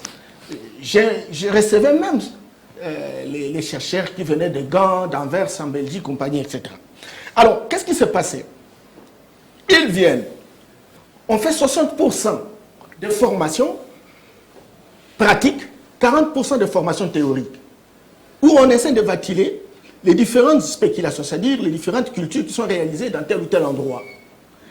Une fois la formation terminée, on aura produit. À la fin de la production, on met en place une quantité qui sera donnée à chaque exploitant formé, à chaque apprenant. Il a une quantité, par exemple, de semences qu'il va répartir. Mais on leur donne un peu de moyens, d'argent, pour s'installer, de manière qu'ils deviennent véritablement le modèle référentiel de leur milieu. Et si tous ces gens-là reçoivent un petit crédit, reçoivent de sémences qu'ils ont véritablement eu en fonction du travail qu'ils ont réalisé sur les sites, ils rentrent et ils vont aussi entraîner les autres jeunes qui n'étaient pas sur place au site parce que leur site au niveau de leur territoire ou de leur province devient site d'expérimentation. Et ça, Kanyamaka Sese peut pouvoir revisiter non seulement l'approche, mais la manière de faire pour que la préoccupation des Pati Katanga soit finalement prise en considération. Okay. Je voudrais également dire que ce n'est pas seulement les sites d'exploitation agricole qui finiront par terminer la chose. Je me rappelle bien avec Africalix, dont Albert Moulika assure le leadership, etc. Qu'est-ce qui s'est passé? Quand vous arrivez par exemple à Guémena, vous prenez le long jusqu'à Koula, vous allez voir chaque village, des plantations et des plantations. Ces planteurs-là étaient considérés comme des exploitants agricoles. Ils étaient considérés comme des partenaires de grands exploitants. Africalix ou Papa Jano Bemba. Alors maintenant, qu'est-ce qu'on leur faisait? On leur donnait des moyens, des semences, ils cultivaient. Ils recrutaient les gens au village. Et ces gens-là, chacun avait son champ. Mais ils avaient un champ où ils travaillaient et ils produisaient et ils avaient leur salaire. On aura résolu les problèmes d'augmentation de la production, on aura résolu les problèmes de paiement de ces gens parce qu'ils sont capables d'entraîner, et on aura résolu le problème d'école parce qu'il y a une école pilote témoin pour tous ces travailleurs qui viennent travailler là-bas. C'est très important et on peut y arriver. Et là, il y a moyen de se référer aux investisseurs locaux. Okay. C'est très important aussi des investisseurs externes, les deux faisant combine. Mais il faut améliorer la question du climat des affaires, quelqu'un l'a dit ici. Oui, le professeur Kalela. Voilà, les droits des affaires, la justice équitable soit rendue opérationnelle pour qu'elle puisse servir véritablement de dissuasion. Surtout la pression fiscale. Il faut aussi revisiter la formation. Quelle formation pour travailler dans quelle entreprise? C'est très important. Décloisonner, comme vous avez dit. Si vous avez par exemple, comme à Ingenda à l'Équateur, vous avez, on fait l'agriculture, on fait la pêche, etc. Vous venez former les gens en littéraire. Alors maintenant, ils vont faire quoi? Il y a une adéquation. Donc il y a une adéquation. Et donc il faut revisiter, il faut des grandes réformes. Je voudrais également dire qu'il faut encourager naturellement ce que dit le président actuellement, quand il dit qu'il faut des garanties pour créer une pépinière, n'est-ce pas, d'entrepreneurs. Encore que cela soit véritablement rendu opérationnel, pour que nous ayons des gens avec des projets bancables. Il faut également construire... Mais nous qui créons les emplois, on n'est pas assistés, le gouvernement ne s'occupe pas, il ne s'occupe pas. Albert Moleka vous disait aujourd'hui nous n'avons pas moins de 30 banques qui viennent de l'extérieur. Mais quelle banque avec quel crédit? C'est vraiment dommage. Et tout ça mérite d'être réglementé. Mérite d'être réglementé. Même les fonctionnaires, quand on vous donne un crédit par exemple... Donc on avait une banque ici, non? C'était Dokolo qui avait une banque ici. La banque de Kinshasa. Ici, il y avait la banque de Kinshasa de Dokolo, qui est un national. Il y avait également la banque de crédit agricole, qui a été, qui loge les services de cadastre aujourd'hui, enfin, à côté de l'hôtel de ville. Et cette banque-là, malheureusement, les hommes politiques qui sont tombés dessus, et voilà, ils ont dit... Aujourd'hui, aucun Congolais n'a eu on a besoin, naturellement, de cela. Mais il faut également remettre en selle les écoles qu'on appelle les écoles spécialisées, non formelles, pas seulement pour avoir un diplôme, mais c'est pour apprendre le métier. Quelqu'un a dit, nous devons avoir des menuisiers, nous devons avoir des métiers spécialisés. Nous avons un chantier encore ouvert, on a besoin de maçons. Et alors maintenant, on en trouve qui font la route. Regardez comment les gens qui sont... Regardez Delvaux. Regardez Delvaux, les gens qui fabriquent des chaises. Mais on aurait pu mettre en place, n'est-ce pas, une école de formation de menuisiers pour avoir véritablement des professionnels qui vont créer même une coopérative qui deviendrait une entreprise, qui fabriquerait des chaises qui peuvent être exportées.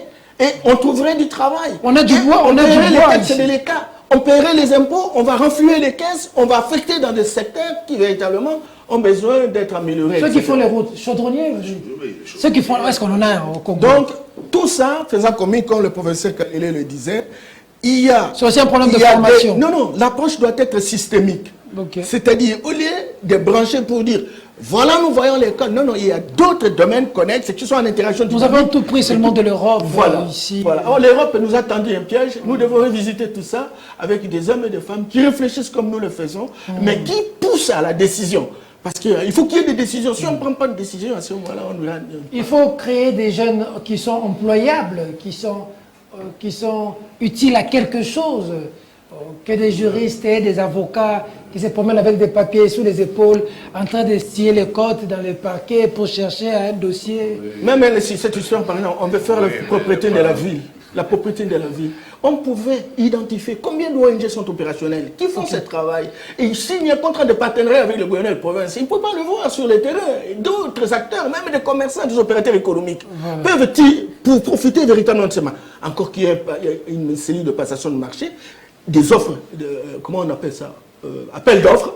Et on soumissionne et on récupère. Comme ça, Kaélé, vous êtes en train de sourire un peu là. Bon, c'était pas un sourire, mon cœur. Ok. C'est simplement pour dire que les solutions tentées et appliquées par Mzee tiennent aussi compte du passé. Le problème du chômage, le problème de l'exode rural s'est posé avant l'AFDEL. Mobutu a cherché à y trouver une solution. C'était une solution brutale. Il y a un trop-plein dans la ville, on vous ramasse le matin, on vous renvoie chez vous au village. Vous allez vous débrouiller là-bas. On ne s'occupe pas de ce que vous devenez au village. La conséquence est que beaucoup de gens qui sont rentrés au village dans ces conditions-là ont fini par revenir en ville. Comme également, vous avez des jeunes gens qui fuient Kanyama-Kassese, qui reviennent dans les centres urbains. L'enrichissement chez Mzee, c'est on vous envoie travailler là-bas. Vous n'êtes pas parqué au village. Vous travaillez dans l'espoir que vous reviendrez connaissant un certain nombre de métiers. Les prisons, c'était aussi conçu comme ça. Vous êtes en prison, c'est pour cela qu'on appelait Makala centre de rééducation. On vous apprend un métier. Quand vous sortez de là, vous savez ce qu'il faut faire, comment vous allez vous occuper. On vous donne même des instruments de travail. Tout ça, on fait ça en prison. On faisait ça. Moi, je n'ai pas vécu ça là-bas. On faisait ça en prison. Déjà du temps des Belges.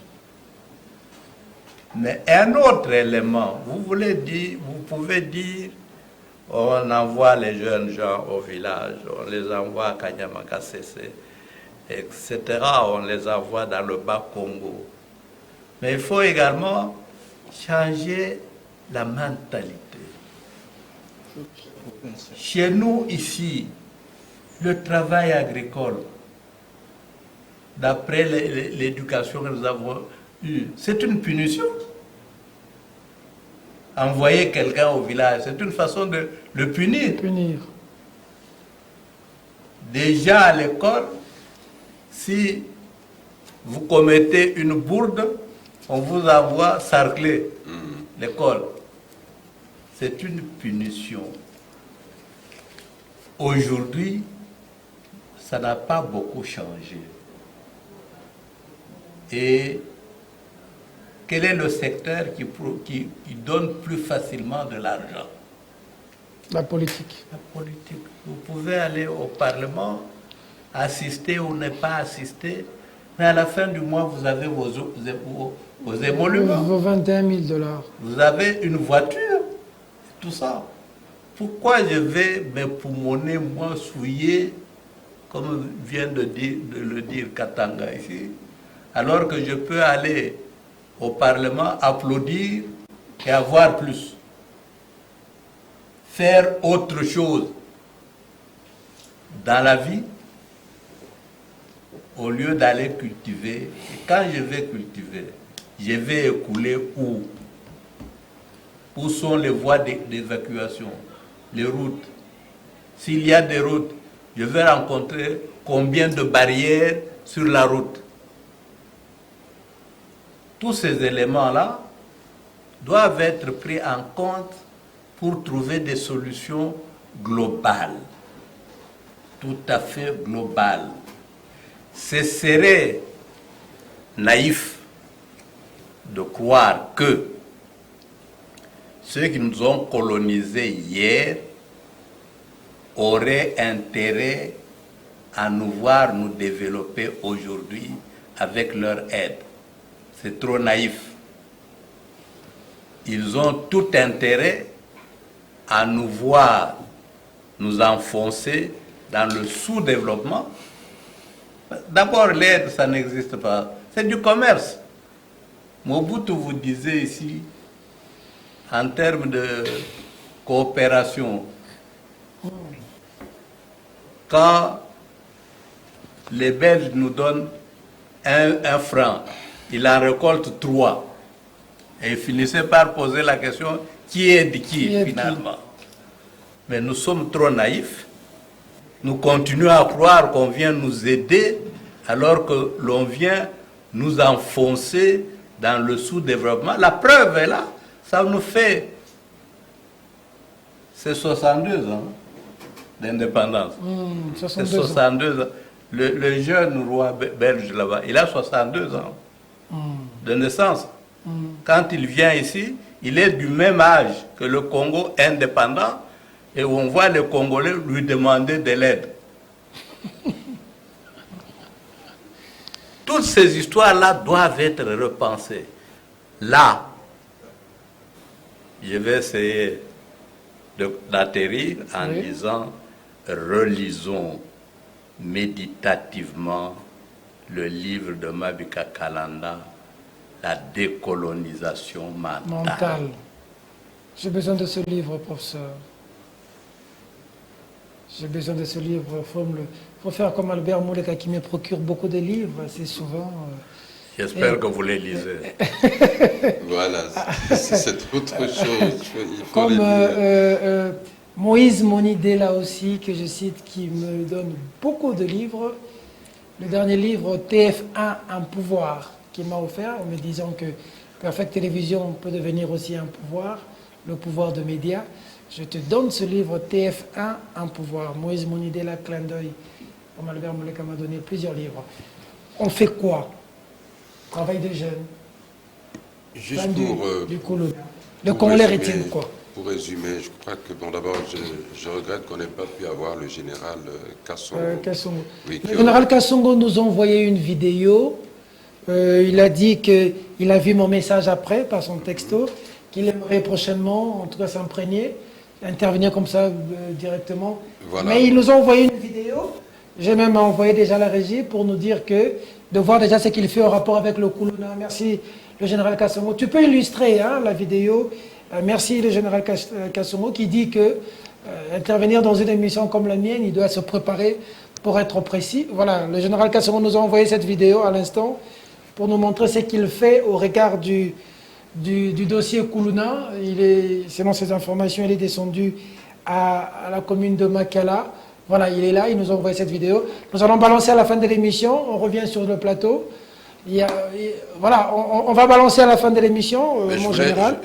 On revient sur le plateau. Merci pour la vidéo. On va voir le général Kassongo la semaine prochaine. Je voulais quand même féliciter la police, parce que très souvent on n'y pense pas, mais féliciter la police pour le travail qu'elle fait concernant ce phénomène Kuluna. Bien sûr, elle a besoin de moyens, elle a besoin de suffisamment de moyens. De suffisamment de moyens et de soutien. Mais je retiens ceci, je voudrais que nos téléspectateurs puissent retenir ceci. Il y a un besoin de changement de mentalité par rapport, que ce soit le phénomène Kuluna, que ce soit le problème de l'emploi, donc changement de mentalité dans l'approche de ces problèmes et pour apporter des mesures et des solutions idoines qui doivent être des solutions, je dirais, culturellement congolaises. Quand je dis des solutions culturellement congolaises. Nous savons que nous sommes dans un environnement globalisé. À plus forte raison, dans un environnement globalisé, vous devez faire en sorte que la base et les fondements de vos cultures soient assez solides pour pouvoir non seulement absorber ce dont vous avez besoin, des solutions globales, mais pouvoir apporter aussi votre contribution à ces solutions qui se posent le monde entier. Puis on a parlé du phénomène Kuluna parce que c'est chez nous, mais si vous regardez les problèmes dans certains quartiers, dans certains pays d'Europe, c'est plus ou moins similaire, sauf que bien sûr le niveau de vie est différent, l'environnement est différent, mais les comportements sociaux, la violence reste la même. Il y a besoin de réformes sur lesquelles Norbert a beaucoup insisté. Il faut les prendre à bras le corps, non pas avec une approche simplement politicienne, partisane, mais vraiment une approche nationale, pour ne pas dire nationaliste, et en faisant appel à tous ceux qui peuvent apporter leur contribution. Encore une fois, vous savez, notre jeunesse, c'est celle-là que nous avons. Nous n'avons pas une autre jeunesse. Il faut, comme on dit, il faut faire avec, il faut la restaurer, la changer pour qu'elle soit à même de remplir ses responsabilités dans l'avenir. Patika Tonga. Moi, je suis moins philosophique. Parce que... D'abord, ils ne comprennent pas la plupart des choses que nous disons, changement de mentalité, Bassalaboye. Je vais vous dire que les jeunes nous renvoient notre propre image. La violence est la réponse à une société profondément injuste.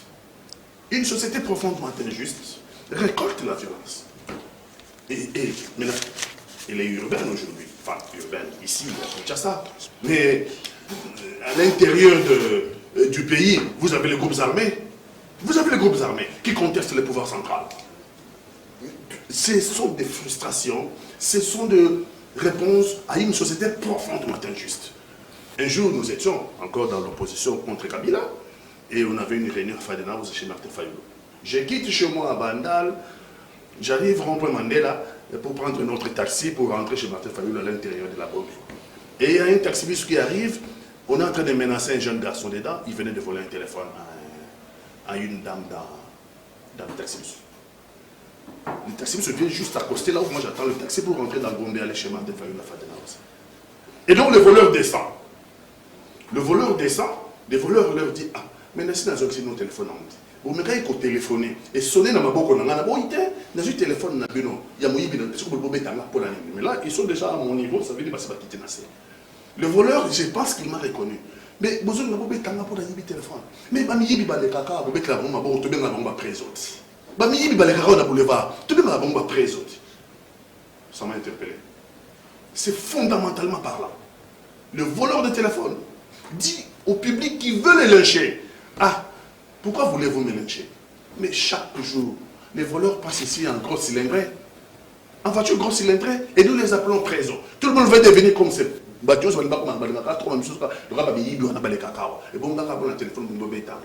Donc, la violence est une réponse à l'injustice. D'accord. Je ne la soutiens pas. Je dis qu'il faut trouver des solutions contre l'injustice, mais des solutions pratiques. Des solutions pratiques qui touchent ces jeunes-là. Je dis l'État doit mettre des moyens dans l'école. L'État doit reprendre son domaine régalien de l'enseignement. L'État doit mettre les moyens dans les entreprises pour la création d'emplois. Ça, c'est du pratique. Lorsque les enfants ont un emploi, eh bien, ils ne vont plus aller dans la rue agresser les gens. Lorsque les enfants vont à l'école, et l'école répond aux normes internationales, les enfants ne seront pas dans la rue pendant la journée. Donc, si les parents ont un emploi pour nourrir leurs enfants, eh bien, lorsque les parents parleront à la maison, les enfants vont écouter. Si nous n'investissons pas dans ces domaines-là, on a beau expliquer que ce sont les programmes de... Je suis d'accord, ce sont les programmes de... Mais les programmes de FMI, nous avons en tête... Quel était l'objectif? Là aussi, les enfants doivent le faire comprendre. Hein. Quel était l'objectif? Nous avons atteint les points d'achèvement depuis 2007, je crois, avec le Premier ministre Mosito. On a atteint les points d'achèvement. Qu'est-ce que nous avons proposé après? 2012. 2012. Nous avons atteint les points d'achèvement avec le Premier ministre Mosito. Avec Mosito, oui. En 2012-2013. Nous avons atteint le point d'achèvement. On nous disait que le point d'achèvement, c'est l'effacement de la dette. D'accord. La dette a été effacée. Après, on fait quoi de l'argent généré par l'effacement de la dette? Très bien. Hein? On n'a pas investi. Depuis 2012, les enfants n'ont pas eu d'emploi. Donc, si nous n'investissons pas dans la prise en charge de nos enfants, la violence va aller crescendo. On a beau créer 50 Kanyamakassese. Moi, j'ai dit que c'est une solution provisoire. D'accord, c'est cosmétique. Merci beaucoup aux invités. Et merci pour la disponibilité. Merci pour le temps. Merci à vos fidèles téléspectateurs. Nous reviendrons vendredi prochain pour, encore une fois de plus, creuser davantage. N'hésitez pas de nous envoyer des sujets. N'hésitez pas de nous faire des propositions et même des remarques. Cette émission est la vôtre. Nous allons chuter avec cet élément que nous a envoyé le général Kassongo pour voir ce que la police fait pour ce phénomène Kuluna. Mais aussi, on a parlé l'État, on a parlé entreprise, on a parlé entrepreneur, on a parlé mentalité, on a aussi parlé des voleurs. Il est très important, fidèles téléspectateurs, que nous commençons par être le changement que nous voulons. Les jeunes, pendant que vous vous battez, pendant que vous trichez à l'école, pendant que vous avez besoin de la culture de la facilité, réussir à avoir un diplôme et pas avoir la matière, les jeunes rwandais, les jeunes burundais, les jeunes ougandais, les jeunes angolais sont bien formés, bien encadrés et demain nous allons être dirigés par les autres. Soyez disciplinés et soyez exigeants envers vous-même. Pensez à l'édifice. Le Congo a besoin de la participation de nous tous, mesdames, mesdemoiselles et messieurs. Cette émission est terminée. Au revoir. Merci, prof.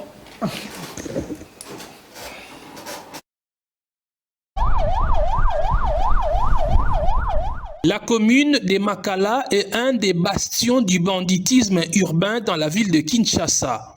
Les jeunes gens armés souvent des machettes qui extorquent, menacent et tuent ont longtemps terrorisé les habitants de Makala. Prenant le taureau par les cornes, le commissaire provincial de la police ville de Kinshasa a ordonné une opération de bouclage ciblée dans cette municipalité dans la nuit du 10 au 11 août 2022. Une opération salvatrice pour les occupants de la commune qui ont poussé un ouf de soulagement. Ils l'ont exprimé en voyant le général Silvano Kassongo débarquer sur terrain.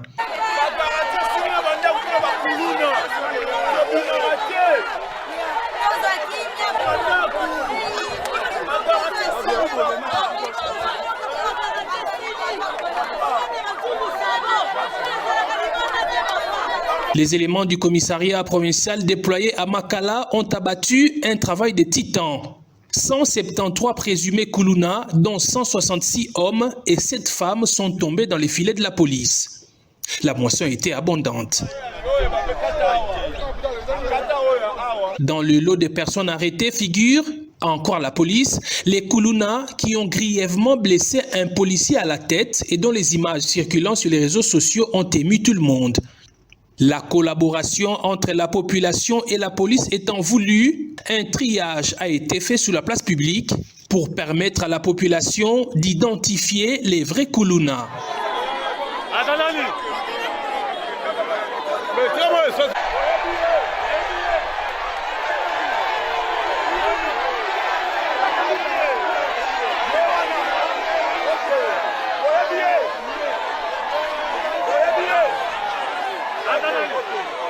Ceux qui ont reçu un bon témoignage ont été immédiatement relâchés.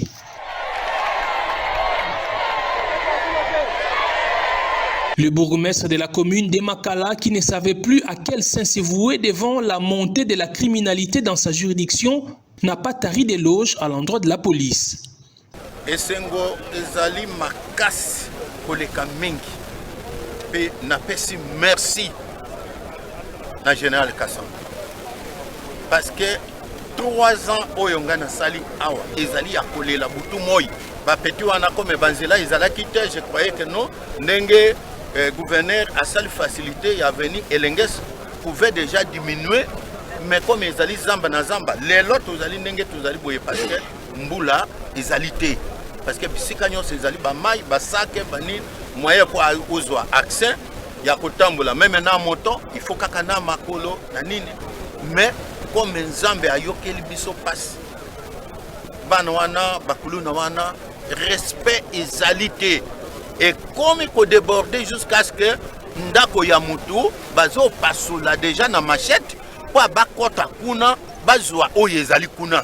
Profitant de la présence du commandant de la ville, les habitants de Makala ont exprimé au général Silvano Kasongo leurs problèmes en dénonçant non seulement l'insécurité causée par les Kuluna, mais aussi ce qu'ils ont appelé abus de certains policiers qui tracassent la population.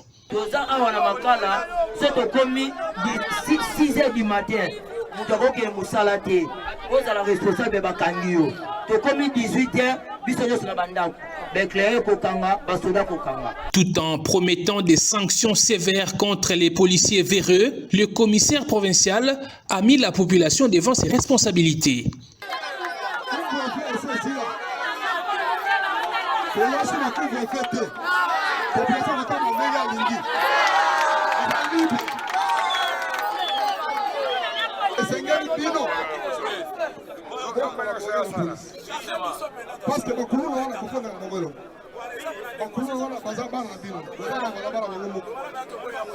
Dans chaque commune de la ville, la police a placé des boîtes à suggestions pour permettre à la population de dénoncer les malfaiteurs tout en gardant l'anonymat. Mais ces boîtes peinent à être remplies.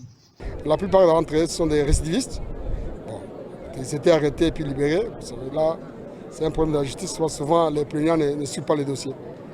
Je demande à la population de contribuer, de dénoncer à chaque fois les civiques, les Kuluna qui sont dans les quartiers. Nous avons mis des boîtes aux lettres dans toutes les communes. Il faudrait chaque fois aller dénoncer les Kuluna qui sont dans les quartiers. Et on n'a pas besoin de votre nom, de votre adresse. Il faut dénoncer seulement le nom du Kuluna et son adresse. Et chaque lundi, les bourgmestres appellent les commandants de la police et les comités locaux de sécurité pour déballer et la police fera son travail. Tu sais qu'il peut avoir courage à se plaindre dans la police. Tu as se plaindre à Kimi. Quand tu as informé, tu as chargé. Donc tu as chargé. Tu sais qu'il y a la police dans X24, dans l'avenue de Sénat, dans l'état-major et le commandement et le commissariat provincial. La police criminelle de façon qui est chargée, tu continues dans la. Le commissaire provincial a rassuré que l'opération de bouclage ciblé va se poursuivre dans toutes les communes de la ville pour traquer et mettre hors d'état de nuire tous les bandits urbains afin que les Kinois vivent dans la paix et la sécurité, comme le veut le chef de l'État, Félix Antoine Tshisekedi Tshilombo.